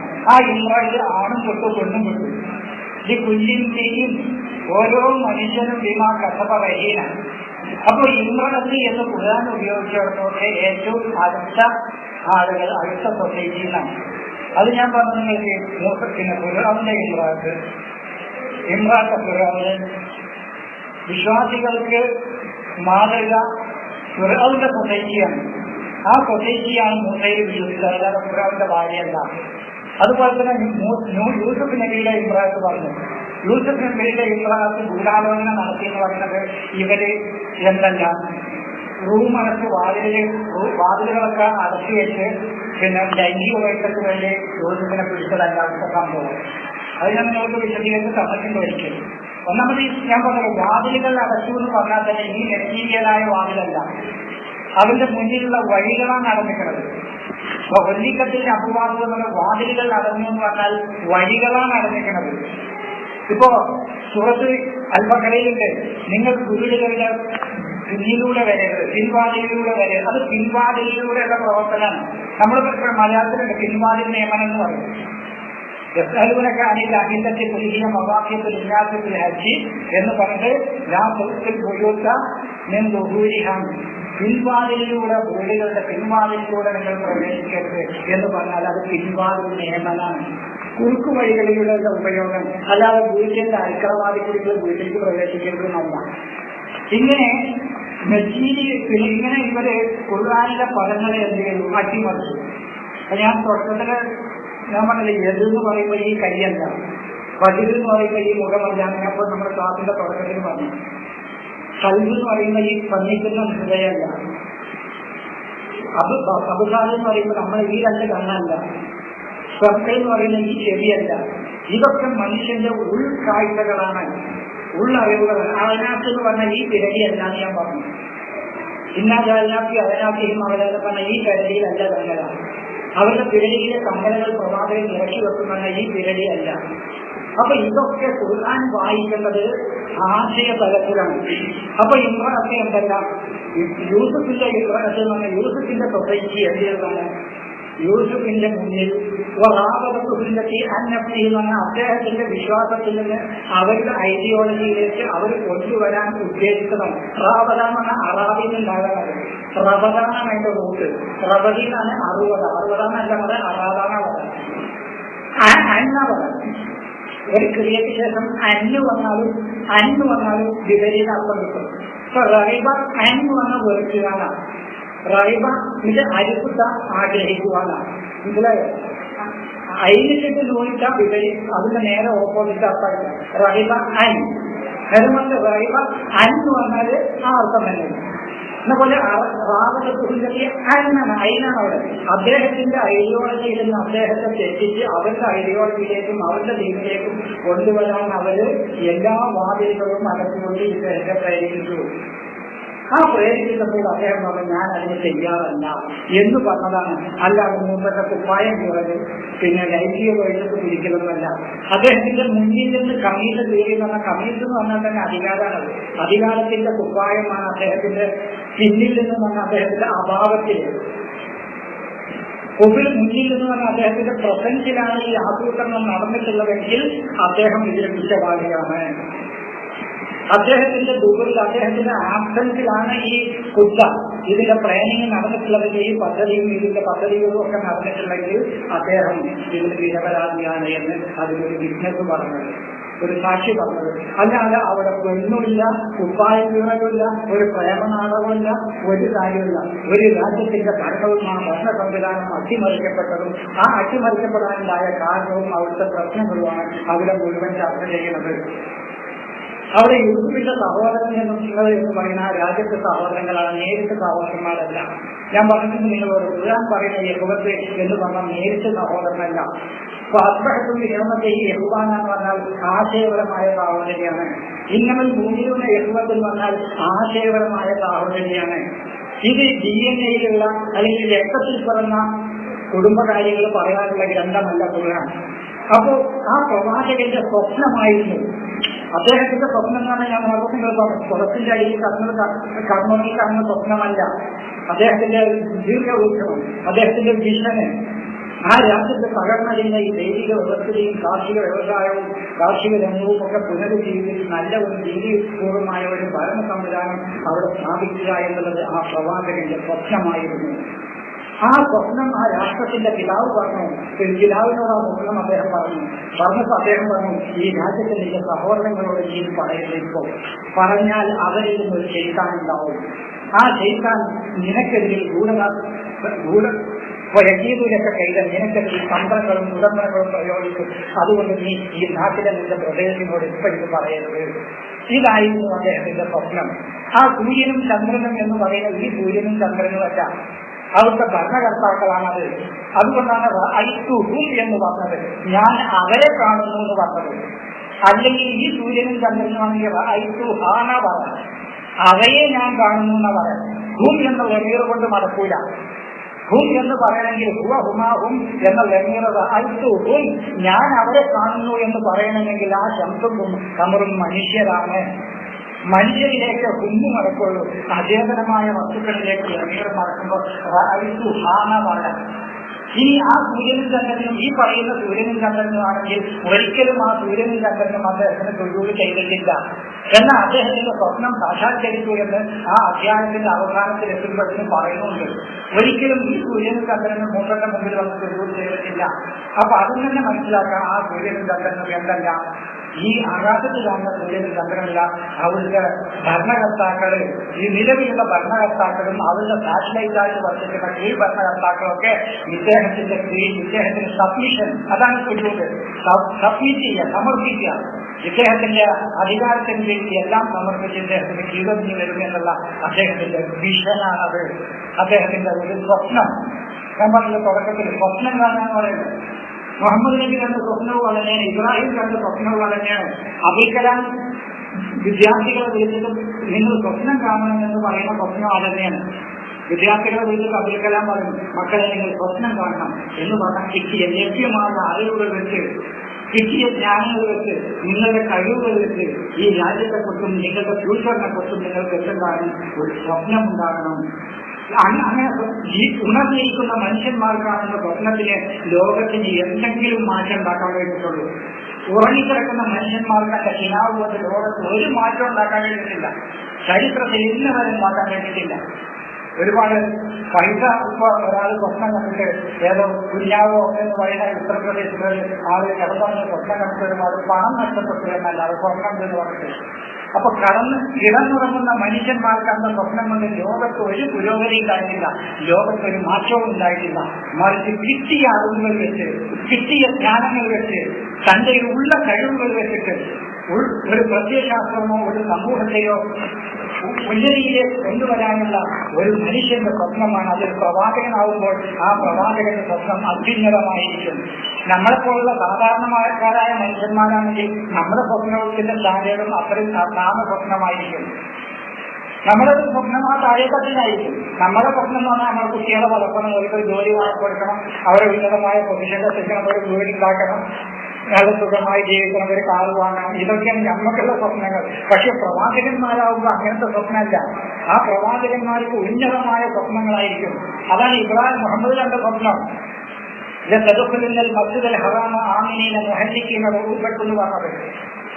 നിങ്ങൾ ഈ മസ്ജിദുൽ ഹറാമിൽ നിന്ന് ഈ ദീനിൽ, മസ്ജിദുൽ ഹറാം എന്ന് പറഞ്ഞ ദീന അള്ളാഹുവിന്റെ വിധി വിലക്കുകളാണ്, അല്ലാതെ പള്ളിയല്ല. അള്ളാഹുവിന്റെ മസ്ജിദുൽ ഹറാം അതാണ് അള്ളാഹുവിന്റെ ദീനിൽ. ആ ജനങ്ങൾ അവരുടെ നേതൃത്വത്തിന്റെ കൂടെ നിർഭയരായി സുരക്ഷിതരായി പ്രവേശിച്ച് കാണുക തന്നെ കാണണമെന്നുള്ളത് പ്രവാചകന്റെ ഒരു സ്വപ്നമായിരുന്നു. തദുഖുലില്ല, നിങ്ങൾ പ്രവേശിക്കുക തന്നെ ചെയ്യും.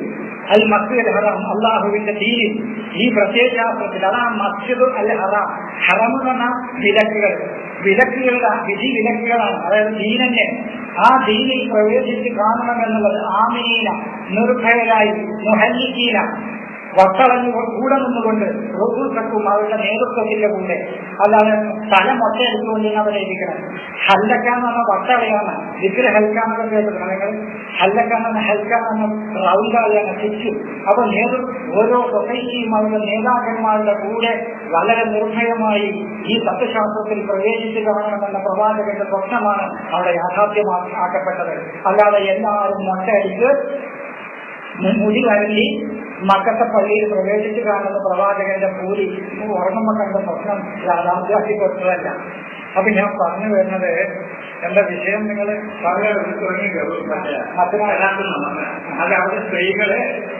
സ്ത്രീകളല്ല, നിങ്ങൾക്ക് എന്റെ നീതി പുലർത്താൻ കഴിയില്ല എന്നൊരു വന്നാൽ, ഇപ്പൊ എന്റെ ഈ അനാഥ, ഞാൻ പറഞ്ഞ എന്റെ കുടുംബത്തിന് കുറച്ച് അനാഥ കുട്ടികളുണ്ട്. ഈ അനാഥ കുട്ടികളെ നിങ്ങളോട് നീതി പുലർത്താൻ എനിക്ക് കഴിയില്ല. സമൂഹം അവരോട് അനീതി കാണിച്ചിട്ട് ഞാൻ ഭയപ്പെടുകയാണ്. നിങ്ങൾക്ക് നീതി എന്ന് പറഞ്ഞാൽ നമ്മളെ ആകണമെന്നില്ല, നമ്മളാകണമെന്നില്ല, നമ്മുടെ സമൂഹം അവരോട് അനീതി കാണിക്കുമെന്ന് നമ്മൾ ഭയപ്പെടുകയാണ്. അങ്ങനെ ഭയപ്പെടുമ്പോൾ നിങ്ങൾ എന്ത് ചെയ്യണം? വംശിഹു, അവരെ നിങ്ങൾ കരാറിലൂടെ ഏറ്റെടുക്കണം. മാ താപലക്കും നമ്മൾ ഈ താപ എന്ന് പറയുന്നത് നിങ്ങൾക്ക് നന്നായി തോന്നുന്നത് നല്ല. താപ എന്ന് പറഞ്ഞ താപയുടെ കർത്താവ് അവനാണ്. നിങ്ങളല്ല. അവൻ നിങ്ങൾക്ക് സെലക്ട് ചെയ്ത് തരുന്നു, അനുയോജ്യമാക്കി തരുന്നതാണ്. മറ്റൊന്ന് നിങ്ങൾക്ക് നന്നായി തോന്നുന്നതിന് സാറിനൊക്കെ പറയാൻ കഴിയില്ല. മാ തിബുത്തുന്ന പറയാം, മാ തിബുത്തുന്ന പറയാം, നിങ്ങൾക്ക് നന്നായി തോന്നുന്നത്. ഈ കാര്യങ്ങളൊക്കെ അതിനെപ്പറ്റി ആളുകൾ തെറ്റാണെന്ന് പറഞ്ഞു. അതുകൊണ്ടിട്ടാണ് തെറ്റായി പറഞ്ഞാൽ ഈ ആളുകൾ തെറ്റാണ് അവർ കഴിച്ചിട്ട് അനാഥകളെ പ്രവർത്തിക്കണം. ഒരിക്കലും മറ്റാർക്കല്ല. ഈ കുട്ടികളെ നമുക്ക് സർക്കാരോ കോടതിയോ നമുക്ക് ഏൽപ്പിച്ച് തരാം, അനുയോജ്യമാക്കി തരാം. ഇവരെ നിങ്ങൾ കരാറിലൂടെ ഇവരുടെ സംരക്ഷണം നിങ്ങൾ ഏറ്റെടുത്തുകൊള്ളൂ. അങ്ങനെ ഏറ്റെടുത്തുകൊണ്ടിട്ട് നിങ്ങൾക്ക് 4 എണ്ണത്തിന് നീതി പുലർത്താൻ കഴിയില്ല. കാരണം ഇതിലെ സാമ്പത്തിക ശേഷിയില്ല. സാമ്പത്തിക ശേഷി 4 എണ്ണത്തിനെയും സംരക്ഷിച്ചു കൊണ്ടുപോകാൻ ആരും അവിടെ പരിമിതപ്പെടുത്തിയിട്ടില്ല. അത് സാധിക്കണ്ട. ഇപ്പൊ കുറച്ച് ആപ്പിളുകൾ കൊടുക്കുന്നത് 3 or 4 കുന്നോട് എന്ന് പറഞ്ഞാൽ 3 or 4 ഒന്നും പരിമിതം അല്ലാതെ അത് നിങ്ങളുടെ കൂട്ടാം. ഒരാൾക്ക് 10 എണ്ണത്തിന് സംരക്ഷിക്കാൻ കഴിയുമെങ്കിൽ സംരക്ഷിക്കാം. അവിടെ പരിമിതപ്പെടുത്തിയിട്ടല്ല. അത് പല മുഖത്തുകളും പറഞ്ഞിട്ടുണ്ട് അവിടെ പരിമിതപ്പെടുത്തിയിട്ടില്ല. അത് ആ പ്രയോഗം തന്നെ അതാണ്. അങ്ങനത്തെ ഒരു പ്രയോഗം പിന്നെ മലക്കുകളുടെ കഴിവിനെ കുറിച്ച് പറഞ്ഞാൽ പിന്നെ പറഞ്ഞുള്ളൂ. ഇനി ജാഴിൽ മലായികത്തിൽ ഈ അജ്ഞഹത്തിൽ മസനാവ ദുരാസവറുബാധീനുത്തിൽ ഹൽക്കിമായ വർദ്ധിക്കാമെന്നാ പറയുന്നത്. നേരെ മറിച്ച് അവിടെ ഇത്ര ചെറിയ ഉള്ളുവെങ്കിൽ അവിടെ നിർത്തേണ്ടതാണ്. യസീദുൽ ഹൽക്കിമായ ഇനിയും അവയുടെ വൃക്ഷത്തിൽ കൂട്ടാം. അതാ പറയുന്നത്. അവിടെ പരിമിതപ്പെടുത്തിയിട്ടില്ല. പരിമിതപ്പെടുത്തിയാൽ പിന്നെ അള്ളാഹു കളിക്കൽ പിന്നെ കൂട്ടാൻ പാടില്ല. അത് ഇത്രേ 4 ആകാവുന്നല്ല. പക്ഷെ നിങ്ങൾ 2, 3, 4 ഒക്കെ നിങ്ങളുടെ കഴിവിനനുസരിച്ച് അതനുസരിച്ച് കൂടുതൽ ഈ പാപരാർത്ഥന അവൻ ചെയ്യുന്ന കൂടുതൽ ആളുകളാണ്, പുല്ലുകൾ കുറവാണ്. അപ്പൊ കൊടുത്ത് പറയാൻ പറ്റില്ല. പണത്തിന്റെ അർത്ഥം നിശ്ചയ സമയത്ത് കണ്ടിട്ട് അതുപാടും ഉണ്ടാക്കിക്കൊണ്ടല്ലോ. പെണ്ണാണെന്ന് പറഞ്ഞില്ല നമ്മള്. പെണ്ണിലല്ല അസ്ബാബിന്റെ നസൂലെന്ന് ഇപ്പൊ നമ്മൾ നേരത്തെ പറഞ്ഞു. അസ്ബാബിന്റെ നസൂൽ എന്നല്ല നിസാബും ഹെർദുലക്കും പൊതു ഹെർദക്കും എല്ലാം ചെയ്തിട്ടുണ്ട്. ഈ അസ്ബാബിന്റെ സബബിന്റെ നസൂലെന്താ? ജൂതന്മാരായ ആളുകൾ ജീവിതത്തിൽ ബാക്കി കൂടി ചേർന്നിരുന്നു. അങ്ങനെ ഉണ്ടായ കുട്ടികൾ നല്ല എല്ലാ ആളുകളുമൊക്കെ കുട്ടികളെയൊക്കെ ഉണ്ടായിരുന്നത്. അപ്പൊ അവർക്ക് സംശയം തോന്നി. അപ്പോഴാണ് അള്ളാഹു ഇറക്കിയത് സ്ത്രീകളുടെ ഇൻസലാണ് ഏരിയനെ വേണമെങ്കിൽ പോയിക്കൊള്ളുന്നത് ആയത്തിറങ്ങിയത് എന്ന് പറഞ്ഞിട്ട്. ഖുർആനിന്റെ സബബിന് നസൂൽ അതിന്റെ മുകളും താഴെയും. ഖുർആനിന്റെ എന്നല്ല ഏത് ഒരാളുടെ സംസാരമായാലും ഒരാളുടെ എഴുത്തായാലും ഒരാളുടെ പ്രസംഗമായാലും മുകളിൽ എന്ത് പറഞ്ഞു താഴെ എന്ത് പറഞ്ഞു എന്ന് നോക്കിയിട്ടാണ് നടുവിലെ വാക്കിന് അർത്ഥം കാണേണ്ടത്. ഇത് ലോകത്തുള്ള ഏത് ഭാഷയുടെയും പൊതു തത്വമാണ്. അല്ലാതെ ഒരു വചനം അതിന് ഉണ്ടാക്കിയേ ഒലാത്തക്കുന്നു കല്ലത്തിൽ നക്കവത വസലഹം ഉണ്ടായ കൂപത്തിൽ തന്റെ 100 നൂറ്റതിന് ശേഷം അതിനെ മുറിച്ചു കളയുന്നവളെ പോലെ ആകരുതെന്ന് പറഞ്ഞാൽ റാണിയാന്ന് പറഞ്ഞൊരു പെണ്ണുണ്ടായിരുന്നു. അവൾക്ക് വൈകുന്നേരം വരെ 100 നൂറുകളെന്ന് പണി വൈകുന്നേരമായി അത് മുഴുവൻ മുറിച്ചു കഴിയും. അപ്പോഴാണ് ഈ ആയത്തിറങ്ങിയെന്ന് പറഞ്ഞാൽ അത് വിശ്വസിക്കാൻ പ്രയാസം. നമ്മുടെ പ്രശ്നം തരുന്നു. ഇന്ന് ഖുർആനിലെ കംപ്ലീറ്റ് അതിന്റെ അതിന് പോയി പറയും. ഇപ്പൊ ഇന്നത്തെ അർത്ഥങ്ങൾക്ക് തെറ്റായി പറഞ്ഞോ സയൻസ് ഖുർആനിൽ മുന്നിക്കൂട്ടു തെറ്റാനും പറയും, ഹിന്ദുക്കും പറയും, രാമായണത്തിൽ കുറ്റമാകുന്നത് ഇതൊന്നുമില്ല. ആ കോൺടാക്ട് എന്താണ് അതേ മാർക്കത്തിന്റെ പ്രശ്നം. ഇപ്പൊ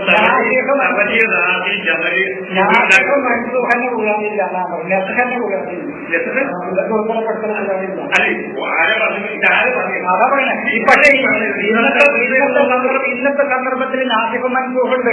അല്ലാതെ ഒരുപാട് വചനങ്ങൾ ഉൾപ്പെടുത്തിയിരിക്കുന്നു.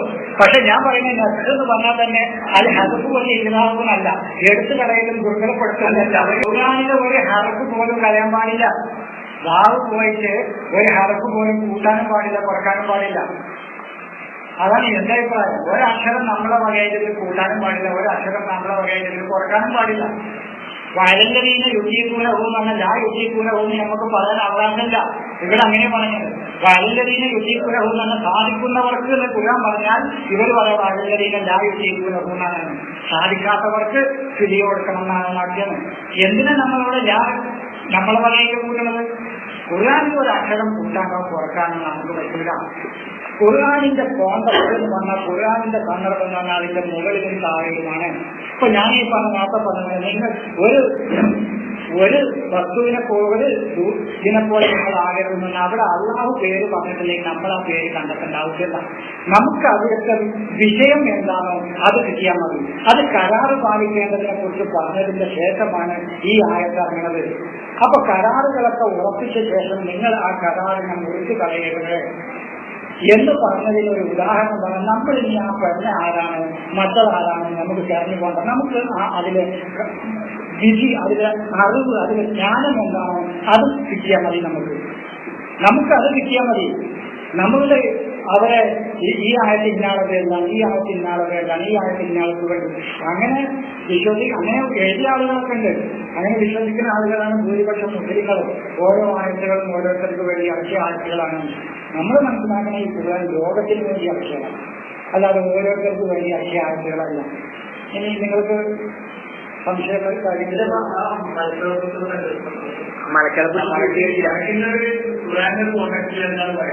മലക്ക് എന്ന് പറഞ്ഞാൽ അല്ലാതെ സൂപ്പർ നാച്ചുറൽ എന്ന് പറയുന്ന ഒരു ശക്തിയല്ല.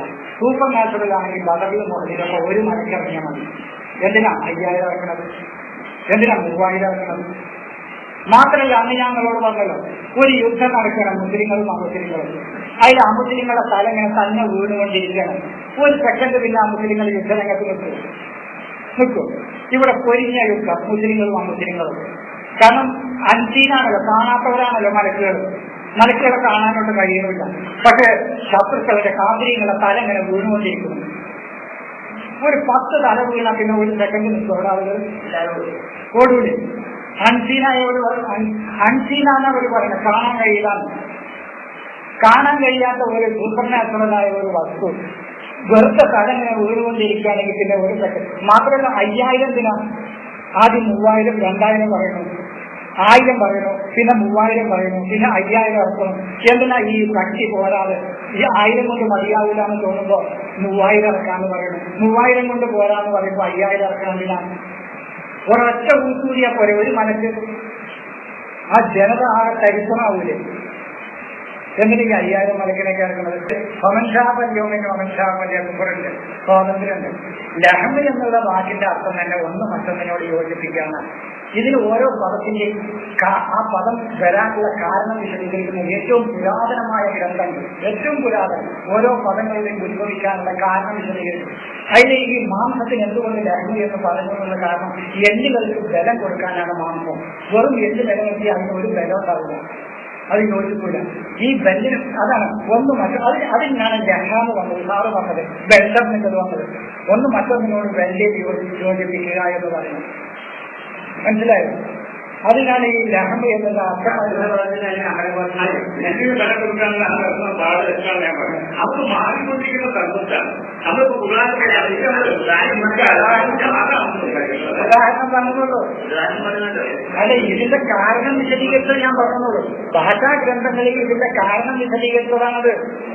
ഭാഷാഗ്രന്ഥങ്ങളിൽ ഞാൻ പറഞ്ഞതിന്റെ മനക്ക് അതാണെന്നില്ലെന്ന് പറയാനുള്ള കാരണവും ഞാൻ ക്ലാസ് നടത്തുന്നതിന് മുമ്പ് പറഞ്ഞു. മലക്കുകൾ മനുഷ്യരുടെ അടുത്ത് വന്ന് സംസാരിക്കുന്നു. ഇന്നല്ലതീന കാലു റബ്ബിനല്ല, അള്ളാഹുവാണ് എന്റെ റബ്ബ് എന്ന് പറയുകയും സുമ്മസ്തഖാമു, പിന്നീട് അതിൽ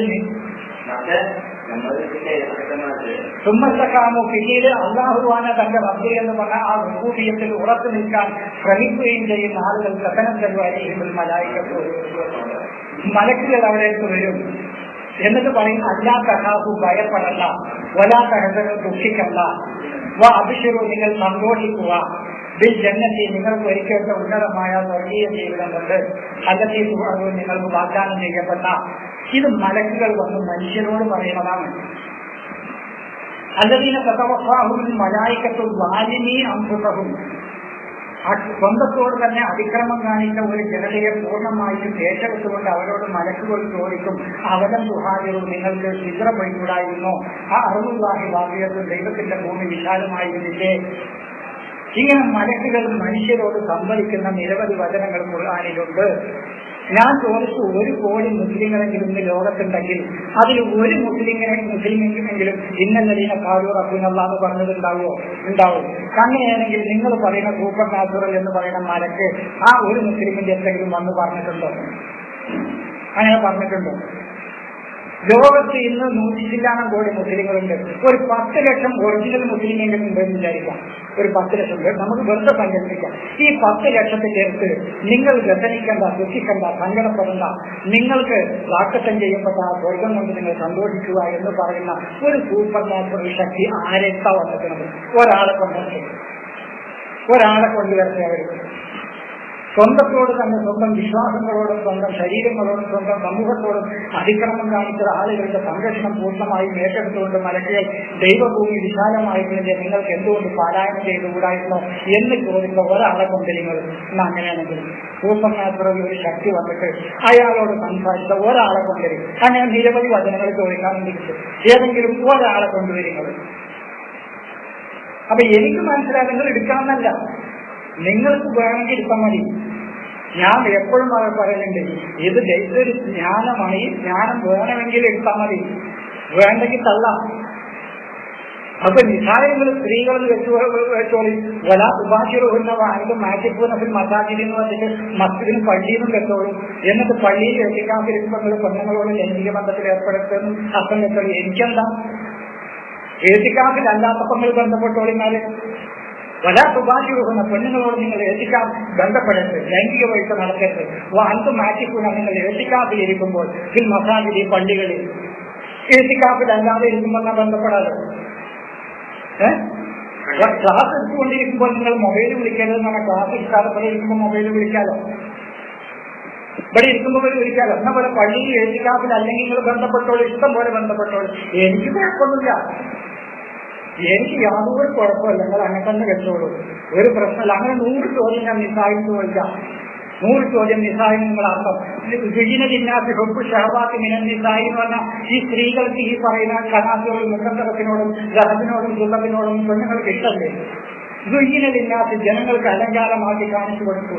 ഹൊബ് ഷഹവാത്തി മിനൻ നിസായി വൽ ഖനാതീരിൽ മുഖത്തറത്തിൽ മിനൽ ദഹബി വൽ ഫിദ്ദ. പെണ്ണുങ്ങൾക്കാണ് സ്വർണ്ണത്തിനോടും വെള്ളിനോടും ആണുങ്ങളെക്കാൾ പ്രിയം അല്ലേ? അപ്പൊ ഈ അന്നാസിൽ കൊണ്ടുപെട്ടിട്ടില്ല നമ്മൾ പറയുന്നത്. നിസായിനെ വേറെ എടുത്ത് പറഞ്ഞാൽ, നിസായിനെ അവിടെ ഉപ്പ് ഷഹവാത്തി മിനൻ നിസായിന് വേറെ എടുത്ത് പറഞ്ഞു. വേറെ എടുത്ത് പറഞ്ഞാൽ ഗുയിന ലിന്നാത്തി എന്ന് പറയുന്നതിൽ പെണ്ണുപെട്ടോ? ഞാൻ പറയുന്ന ആണുങ്ങളെക്കാൾ കൂടുതൽ പെണ്ണുപെട്ടു എന്നാ പറയുന്നത്. കാരണം കനാത്തികൾ മുഖന്തരത്തിൽ ഇങ്ങനെ ദഹബി വലിക്കുള്ള സ്വർണവും വെള്ളിയും ആണുങ്ങളെക്കാളും കൂടുതൽ ഇഷ്ടം പ്രിയം പെണ്ണുങ്ങൾക്കാണ്. അപ്പൊ ഈ ഗുയിന ലിന്നാത്തി എന്ന് പറഞ്ഞതിൽ പെണ്ണും പെട്ടു ആണും പെട്ടു. അപ്പൊ പിന്നെ പറയുന്ന നിസാവ് പിന്നെ ആരാ?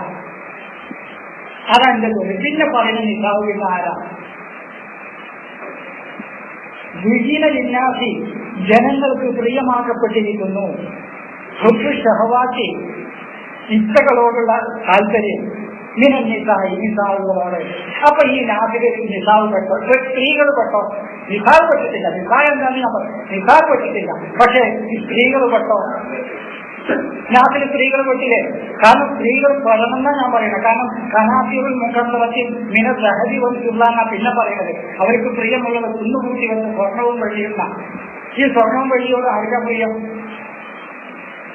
ഇങ്ങനെ 100 ചോദ്യങ്ങൾ ഈ നിസായികൾ പെണ്ണുങ്ങളിൽ നിന്ന് നിങ്ങൾ എനിക്ക് വിശദീകരിച്ച് തരണം. എനിക്ക് പ്രശ്നമൊന്നുമില്ല. എനിക്കിപ്പോ എന്താ നിസായി എന്നൊക്കെ അർത്ഥം പറഞ്ഞ സ്ത്രീകൾ നല്ല സുഖമാണ്. പള്ളിയിൽ എത്തിക്കാപ്പിലല്ലാത്തപ്പോൾ പെണ്ണുങ്ങളുമായിട്ട് പോയി ബന്ധപ്പെടാം, നല്ല സുഖമാണ്. നിസാവുക്കും ഹസ്ബൻഡൊക്കെ നല്ല മുന്നിക്കൂടി ഒക്കെ ചെല്ലാൻ പെണ്ണുങ്ങളെപ്പറ്റി നല്ല സുഖമാണ്.